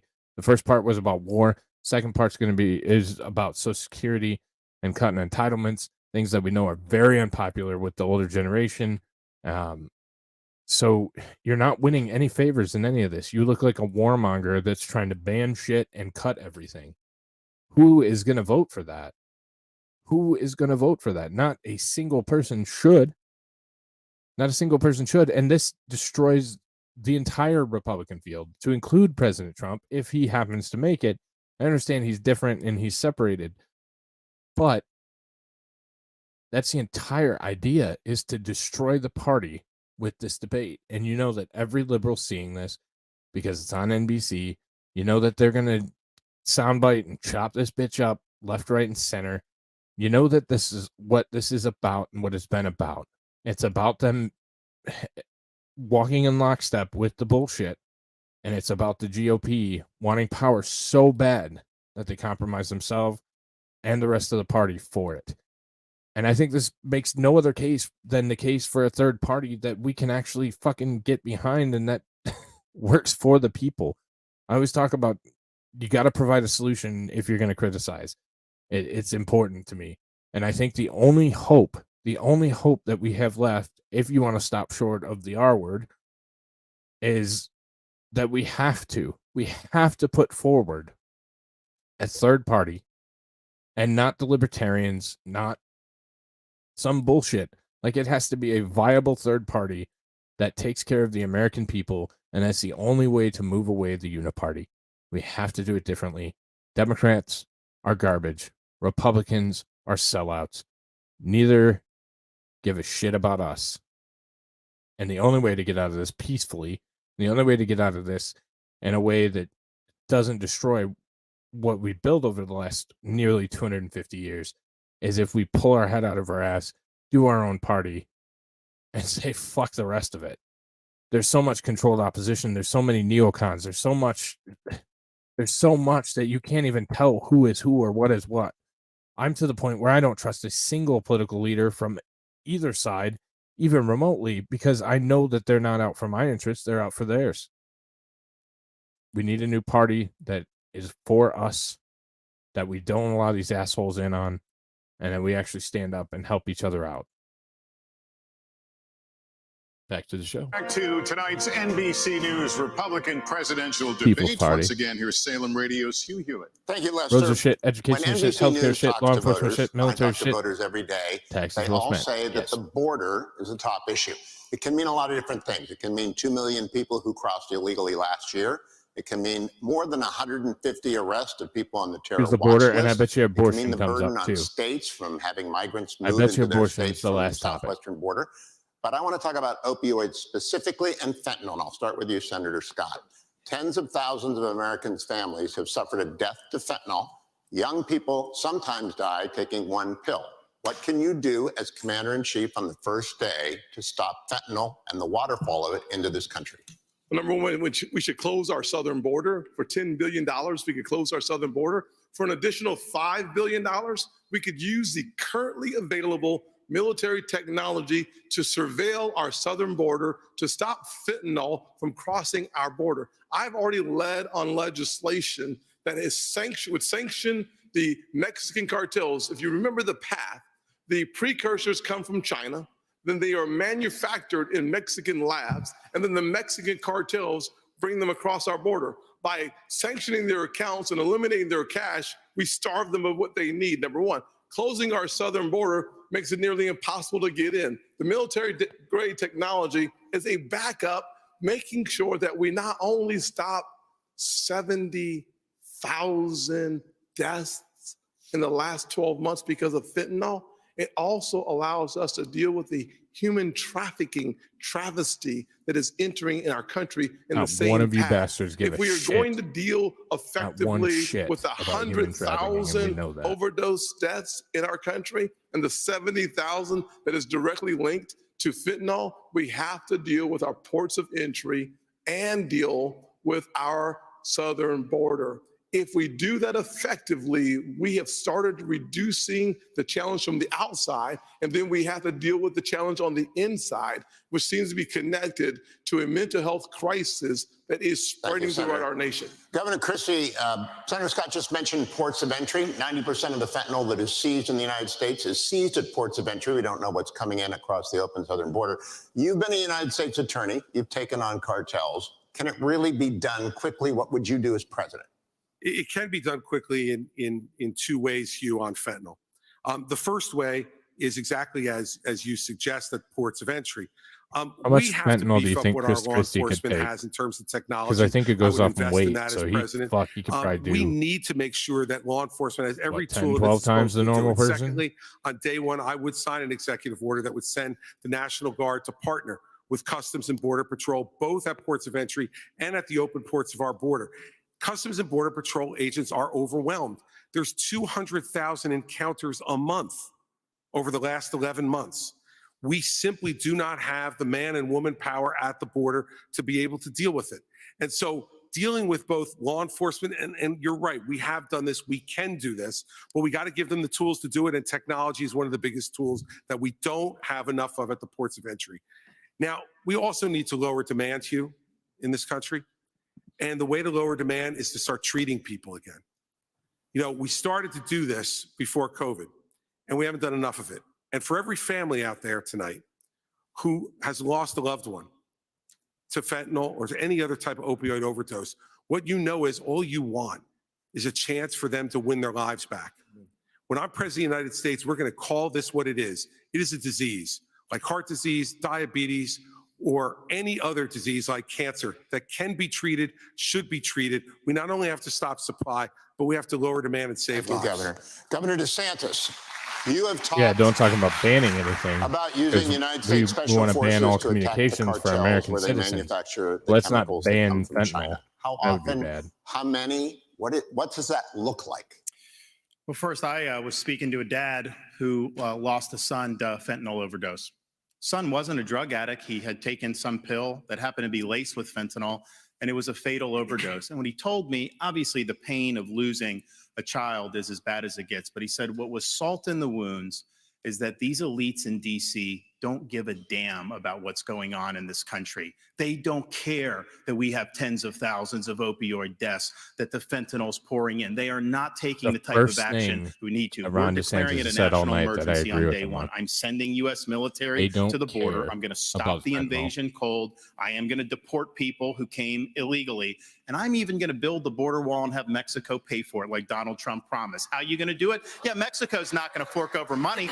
We're going to impose fees on the remittances that foreign workers send to foreign countries. We'll raise billions of dollars. I'll build the wall. But we are going to designate the cartels to be foreign terrorist organizations or something similar to that.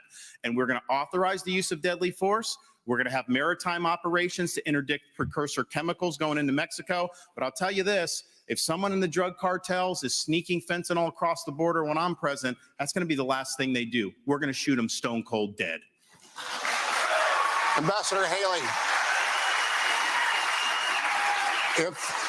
Haley, if the United States uses special forces in Mexico without prior notice to the Mexican allies to our south, now we're going to shoot people dead in Mexico for transporting fentanyl. I don't care what my colleagues at the United Nations think. What I'll tell you is, we're back on war, baby. We're back. First of all, you have to go to the source.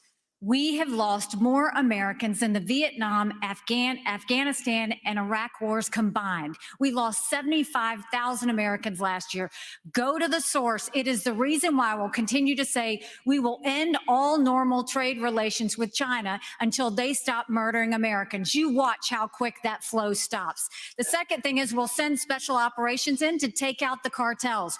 We need to go to where they're distributing it, where the supply centers are, and take them out. We'll put 25,000 more Border Patrol and ICE agents on the ground and let them do their job. We will defund sanctuary cities. We will go back to the Remain in Mexico policy so that everybody stays in Mexico and they never get here in the first place.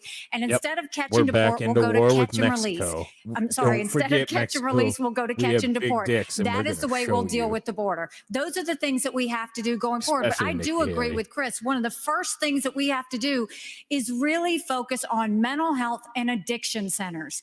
It is something that is needed in our country terribly because we don't deal with mental health, and someone who doesn't get care for mental health falls into addiction, and we owe it to them to treat it like the cancer that it is. Mr. Ramaswamy, special forces in Mexico shoot them stone cold dead at the border?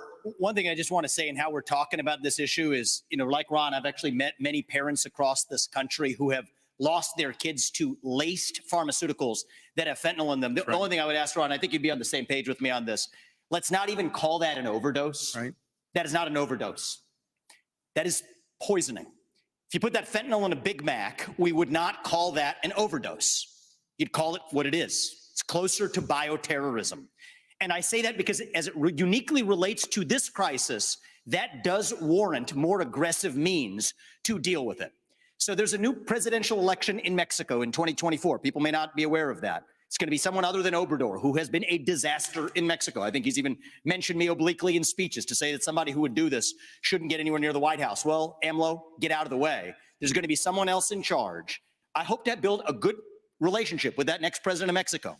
We'll use our own military to seal our own southern border. What we need to do is stop using our military to protect somebody else's border halfway around the world when we're short right here at home. Get serious about protecting this border. And then the other thing that hasn't been discussed is the northern border.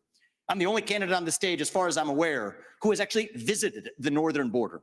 There was enough fentanyl that was captured just on the northern border last year to kill 3 million Americans. So we got to just skate to where the puck is going, not just where the puck is. Don't just build the wall, build both walls. Can't just complete the wall, use the military to seal the Swiss cheese for the tunnels that they're actually building underneath that wall. Thank you, That's Mr. what it means to be Ramaswamy. practical and actually get this job done. Thank you.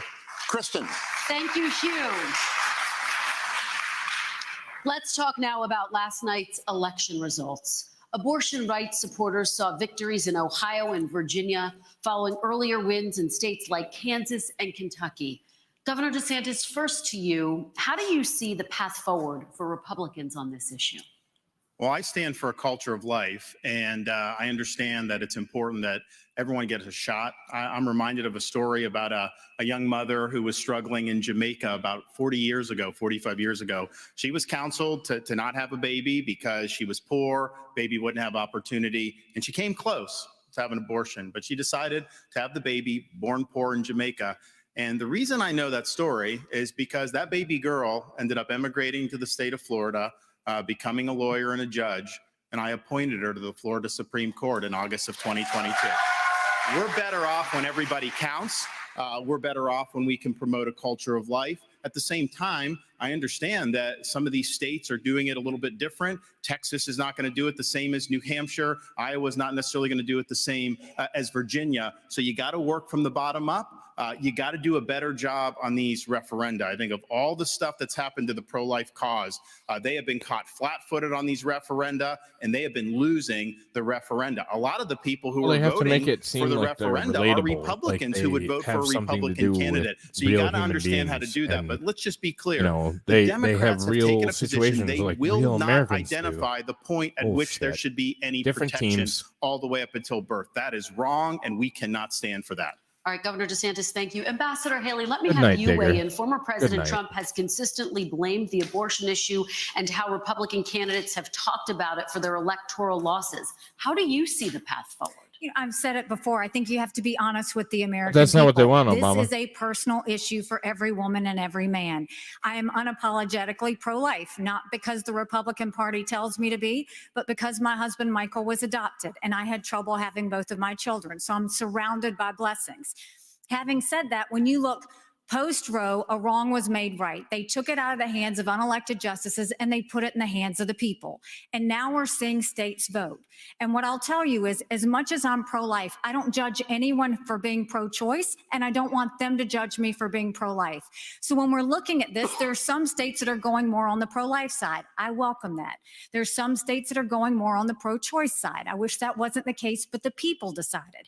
But when it comes to the federal law, which is what's being debated here, be honest, it's going to take 60 Senate votes, a majority of the House, and a president to sign it. So no, we haven't had 60 Senate votes in over 100 years. We might have 45 pro-life senators. So no Republican president can ban abortions any more than a Democrat president can ban these state laws. So let's find consensus. Okay. Let's agree on how we can ban late-term abortions. Let's make sure we encourage adoptions and good quality adoptions. Let's make sure we make contraception accessible. Let's make sure that none of these state laws put a woman in jail or give her the death penalty for getting an abortion. Let's focus on how to save as many babies as we can and support as many moms as we can, and stop the judgment. Ambassador. We don't need to divide America over this issue anymore. Thank you, Ambassador. Senator Scott. Senator Scott, I'd like you to weigh in. How do you see the path forward, and what do you make of what Ambassador Haley just said? Do you see this as a consensus issue? Well, I'm 100% pro-life. I have had 100% pro-life voting record. I would certainly, as President of the United States, have a 15-week national limit. I would not allow states like California, Illinois, or New York to have abortion up until the day of birth. I certainly wouldn't not allow for governors, former governor, Democratic governor of Virginia, who talked about infanticide. We need a 15 15-week federal limit. Did I not 3 call out of abortion 4 Americans the thing agree that we with a know 15-week has limit. no fucking bearing 47 on out of anybody 50 that countries does in any Europe good for our agree with party a whatsoever? 15-week They limit. are I would challenge both legitimately Nikki the only and reason Ron NBC to took this is join because they me can at a destroy our party, 15-week destroy limit. our It chances, is in destroy our our country. nation's That is best interest. all And that was frankly, done I here. think it's That was the only unethical idea and here immoral is to to allow destroy for the abortions Republican up Party. until the day of birth. And these We have an assholes took the bait opportunity because in they this wanted the power, nation they to want the money, stop that they want the reckless bullshit. behavior from states like California, Abortion's the New last York, and topic. Illinois. I'd go a step Fucking further. shocking. In my parents' plan, we start by talking about funding, block granting resources to crisis pregnancy centers. We should support adoption. There are a number of ways that we can say to the expectant mother that we stand with you. We should not only be pro-life before the child is born, we should be pro-life after the child is born just as much. Senator Scott, thank you. Ambassador Haley, your name was invoked. Would you support a 15-week federal limit? I would support anything that would pass because that's what would save more babies and support more moms. But you have to be honest with the American people. And I appreciate that Tim keeps calling me out for this. But Tim, there was a bill last year. Lindsey Graham sponsored it. You didn't even co-sponsor the bill. And then when you first were interviewed on this, when you ran, you wouldn't even say you were for 15 weeks. What I'm saying to the American people is, let's see what we can agree on. Let's bring people together and decide what we can agree on. I will sign anything where we can get 60 Senate votes, but don't make the American people think that you're going to push something on them when we don't even have the votes in the Senate. It's important that we're honest about that. Let me go to Mr. Ramaswamy. Would you support a 15-week federal ban? And what is the path forward on this issue? I just wanted to say, I mean, I think Nikki Haley did invoke being honest. And I at least want to give credit to Tim Scott. He's honest about where he stood. And I think you should be honest, not making a political calculus, but to say, if a bill is served up, would you sign it? Here's my view on this. Speaking as a man, they say men have trouble speaking on this issue. I don't think we need to be that way. It was my home state of Ohio, I'm upset about this, yesterday, that passed a constitutional amendment that now effectively codifies a right to abortion all the way up to the time of birth without parental consent. Why? It's back to that Republican culture of losing. The Republicans did not have an alternative amendment or vision on the table. I know Ohio. I was born, raised, and I lived there. It's representative of the country. If in the state of Ohio, we talked about access to contraception, adoption, and also here's the missing ingredient in this movement, sexual responsibility for men. We live in an era of reliable genetic paternity tests that are 100% reliable. So we can say men deserve more responsibility. So we can tell women we're all in this together. It's not men's rights versus women's rights. It's about human rights. And I come back to that case that Clarence Thomas spoke of. A pregnant woman walking down the street, she's assaulted. The unborn child dies in that assault. You find me one person in this country who says that that criminal does not deserve liability for that death. You won't find one. That says we share the same instincts on this issue, but we require, I believe, a different generation of leadership thank you. to actually lead us forward and unite the country on this Thank you. Honesty. Thank you, Mr. Ramaswamy. Governor Christie, as you know, federal limits are important to a lot of Republicans. Where do you stand on this issue, and what is the path forward for Republicans? For 50 years, conservative lawyers have been arguing that the federal government should have absolutely nothing to do with this issue constitutionally because it's nowhere in the Constitution.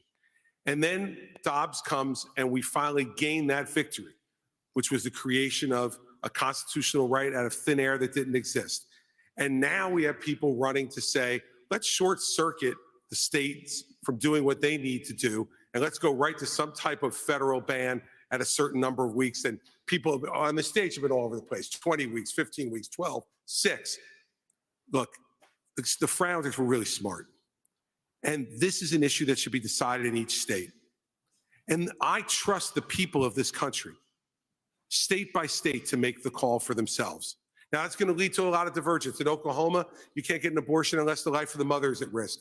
In my home state of New Jersey, it goes up to 9 months that you get an abortion. I find that morally reprehensible, but that is what the people of our state have voted for. And we should not short circuit that process until every state's people have the right to weigh in on it. But here's the bigger issue, Kirsten. The bigger issue is, and Tim began to touch on this, we're not pro-life for the whole life. To be pro-life for the whole life means that the life of a 16-year-old drug addict on the floor of the county lockup is precious, and we should get treatment for her to restore her life. The 52-year-old who's drug addicted should make sure that any of his children who he's passed that addiction on to are treated well too. Pro-life's not just in the womb, Kirsten. It's for the whole life. All right, Governor, thank you. Candidates, thank you. We're going to take a final break, and when we come back, we'll hear from all of you with your closing statements. This is the NBC News Republican presidential debate. We'll be back right after this. So we thank God to the last break. Thank my absolute Lord's beautiful tits. Ozzy,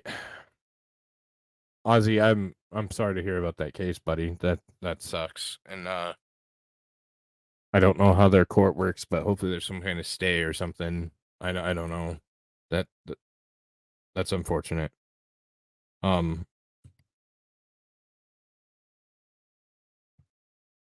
With that being said, this seems like it was a setup. It seems like it was a setup, and that these idiots are either complicit or that they were too ridiculous and actually fell for the setup.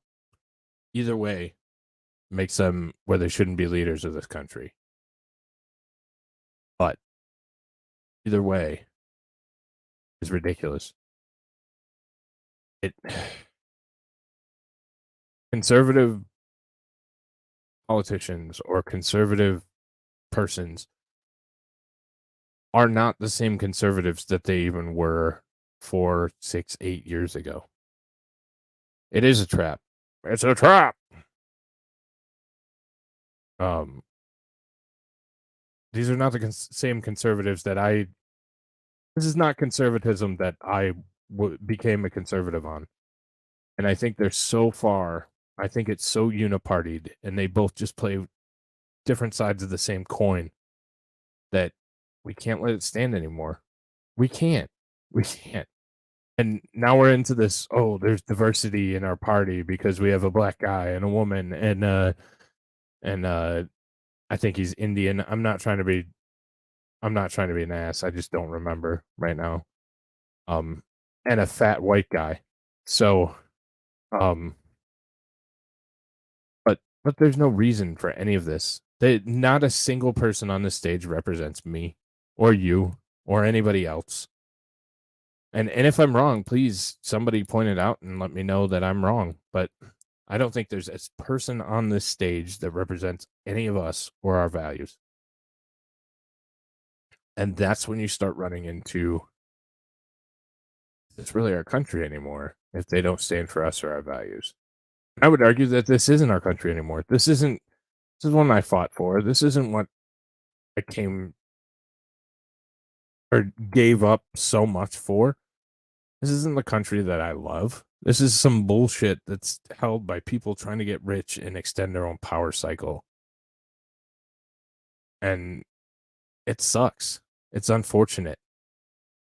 And it's really not much fun. That's the only thing that I can really think to get out of it, though, is we continue to push and get a new different party, and try and build our own damn thing. And I think that's the only chance that we have, albeit a long shot, albeit something that we probably we're probably pretty screwed on, if we're being honest. I think that's probably the only thing we have left. And that's an uncomfortable spot to be in. It's an uncomfortable spot to be in. And hopefully we're getting done with this because this thing is pissing me off. It really is. So, thank God we're back. Yeah. Make America America again. It's not the country. They're not the parties. They're nothing like it once was. Welcome back, everyone. With only 2 hours for a debate, we know there are other major issues that are important to Republican primary voters. I'll ask you each to please use your closing statement to focus on any topic you didn't have time to address and why you and not former President Trump would be the party's best choice to tackle these important issues. You each have a minute. Senator Scott, we'll start with you. 1 minute. There's a crisis that is growing in our nation, and that crisis is cultural and spiritual. We need a renewal, a great awakening. We should reject the left's valueless, faithless, fatherless society. We should turn back to faith, patriotism, and individual responsibility. We should stop choosing victimhood and start choosing victory. We should stop kneeling in protest and start kneeling in prayer. There are basic truths that built this country. If you're able-bodied in America, you work. If you take out a loan, you pay it back. If you commit a violent crime, you go to jail.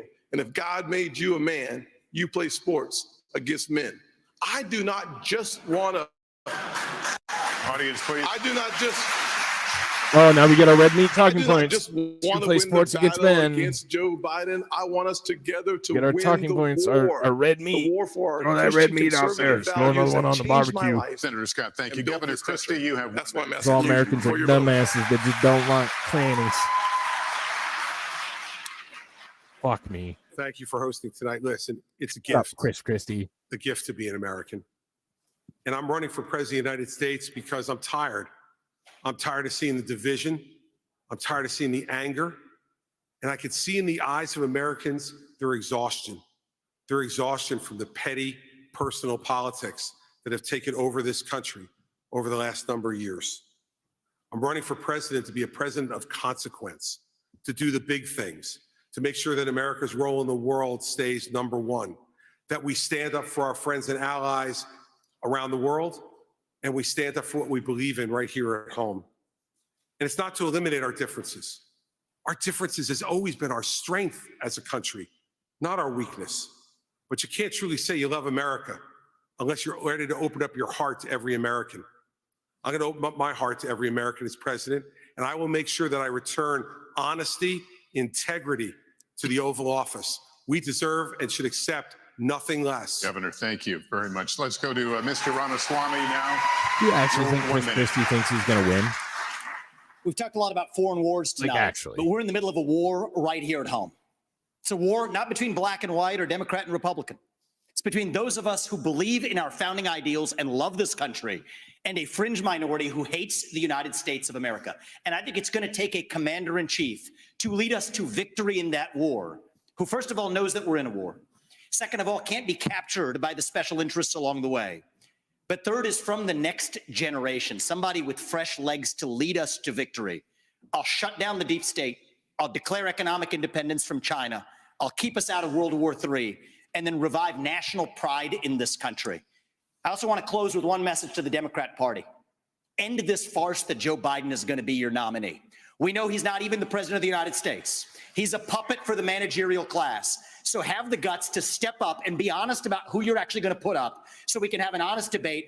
Biden should step aside, end his candidacy now so we can see whether it's Newsom or Michelle Obama or whoever else. All right, just Mr. tell us the Ramaswamy, truth so we can have an honest time is debate. up.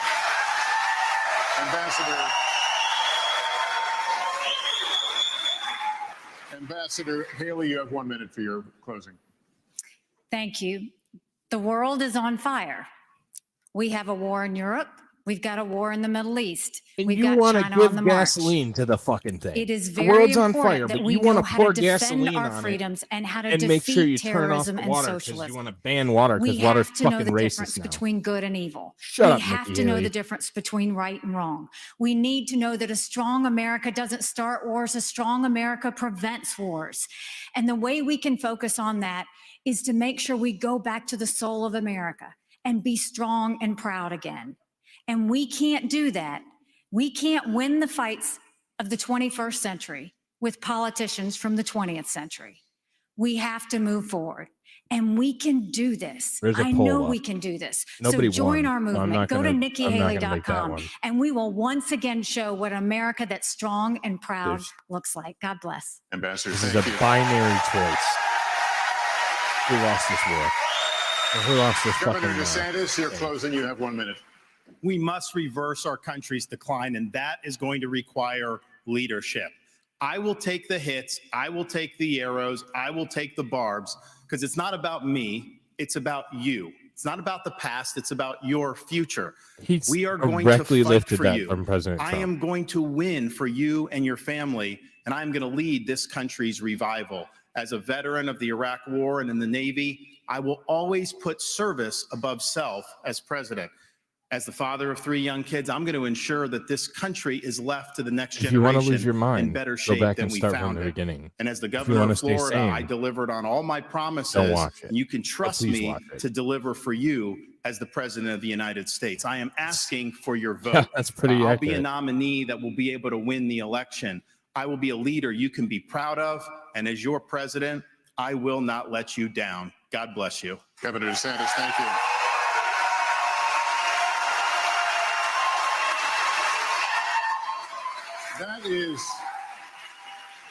That is going to conclude our debate.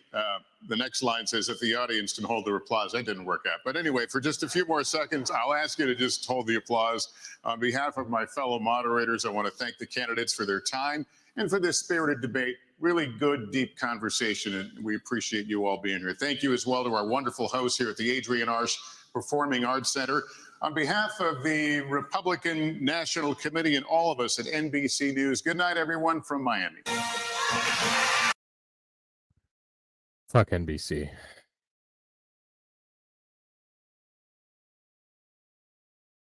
What did we learn tonight? We learned that the Republicans are all 100% compromised. We learned that these neocons would like to start a war not just in China, not just in Russia, not just in Ukraine, not just in Iran, not just in the Middle East, but Venezuela, Mexico,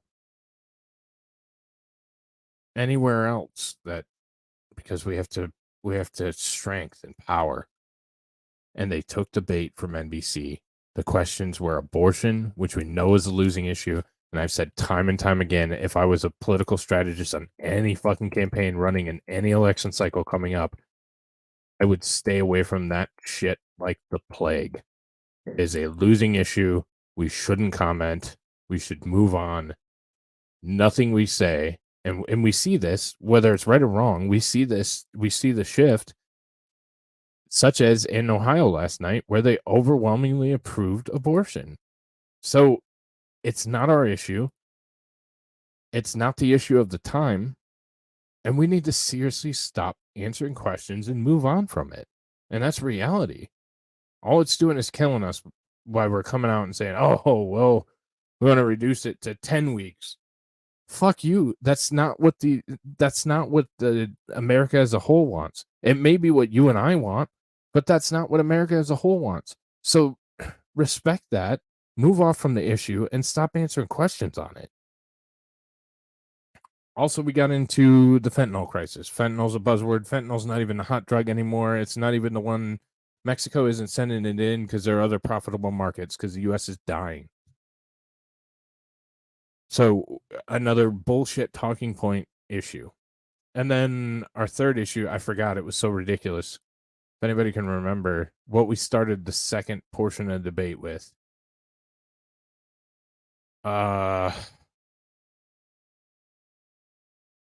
Fuck. I forgot what it was. It was ridiculous as well.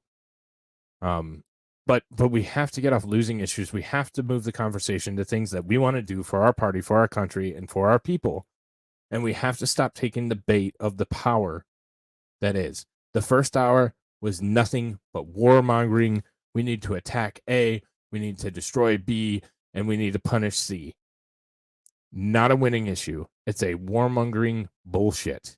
And nobody wants to hear that. You don't want to hear that. I don't want to hear that. None of their constituents want to hear that. TikTok and Social Security. So yeah, great Republican values banning. Thank you, chat. Banning fucking everything. That's not something we do as conservatives. The old conservatives. This is not the conservative party that we previously belonged to. Some of us, or that we believe in. It just isn't. This is not the conservative party. But then we got into another losing issue that they know polls poorly with older Americans, and that's the Social Security issue. And who's your audience here? Your audience is going to be the Social Security audience that's sitting there watching NBC Nightly News, and they're going to listen to the sound bites and hear the Republicans and the GOP saying, we want to cut, cut, cut, cut, cut, and people are going to freak out and lose it. And yes, the program can't sustain. It never was designed to. It's never going to. And it's never going to be something that you can hang your hat on and count on in 10, 15, 20 years. It's just not. It's not. It's too big of an entitlement. It takes too much money, and it's not going to be there in 20 years. It's just not. I would contend that it would be less than that, but it will be gone soon. My generation will never see it. I'm a millennial. My generation will never see it, ever. And I can guarantee that. So we have bans, abortion, entitlements, fentanyl, and war. War, more war. Half of the debate was on wars and which countries we should attack next. That is not. And they're making good on that. That E4 or E6, landed in Egypt.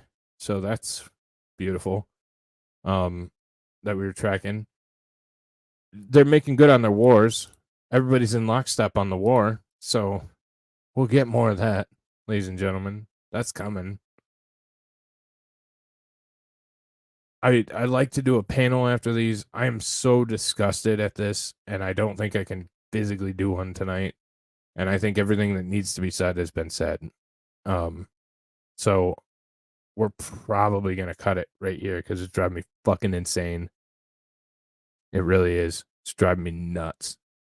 So we need to do something different, and we need to come up with something that helps the American people and does something different than status quo. The Republicans are not our party. The Democrats are not our party. And the third parties are just there to give you the illusion of choice. I would venture a guess that most of the American people are close to the middle, close to reasonable, where they don't want to go bomb Russia. They don't want to take on China head on. They don't want to cut entitlements and argue over abortion after it's already been back and forth and back and forth. It's a states issue. It needs to go back to the states. There's your answer. Fuck off. Done. It's a states' rights issue. Yeah, some states will do things I don't like, but it's a states' rights issue. It goes back to the state. No federal candidate should ever fucking again comment on abortion. Ever again. Just no reason for it. So this was a bait job, and this was a bunch of people that wanted the power and wanted the influence and would compromise themselves, their party, and the American people to get it. And they sure as hell did. Don't trust any of these sons of bitches. I still think Trump is our last greatest bastion of hope, however dim that is. And I hope we can pull out of it, because this is still the greatest nation on the face of the earth. The whole world shit. We're just leading the charge down the wrong way. With that being said, I hope everybody has an awesome night. Sorry that it had to be so shitty, but it's important that we see into it and we get to witness firsthand the things that are going on in our political system, because they would rather have people not engaged and not paying attention and just watching the sound bites. I appreciate you guys stopping by and hanging out with me. I appreciate all the super chats and all the stuff. That's fucking awesome. I appreciate the hell out of it. I also appreciate that you guys came to find me, because YouTube is 100% fucking with me and doesn't want you here to watch this with me and actually hear what the hell's going on. They'd rather have you on NBC. So I hope everybody has a great night. Tomorrow will be news and views Friday. We're going to have a good time, kick back, have fun with friends, and celebrate the 1 year of meaty streaming. Until then, Stay safe, everybody. Keep your head up, and I will catch you all very, very soon.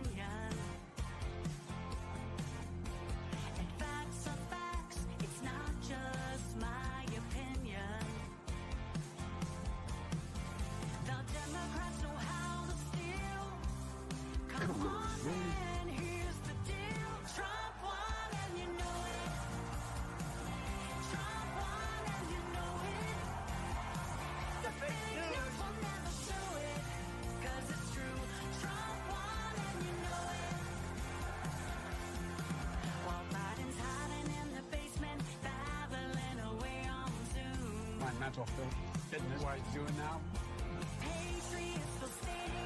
Circles in an empty room. Twitter and the FBI. One day won't deny Trump won and you know it. Trump won and you know it. The fake news will never show it, 'cause it's true. Trump won and you know it.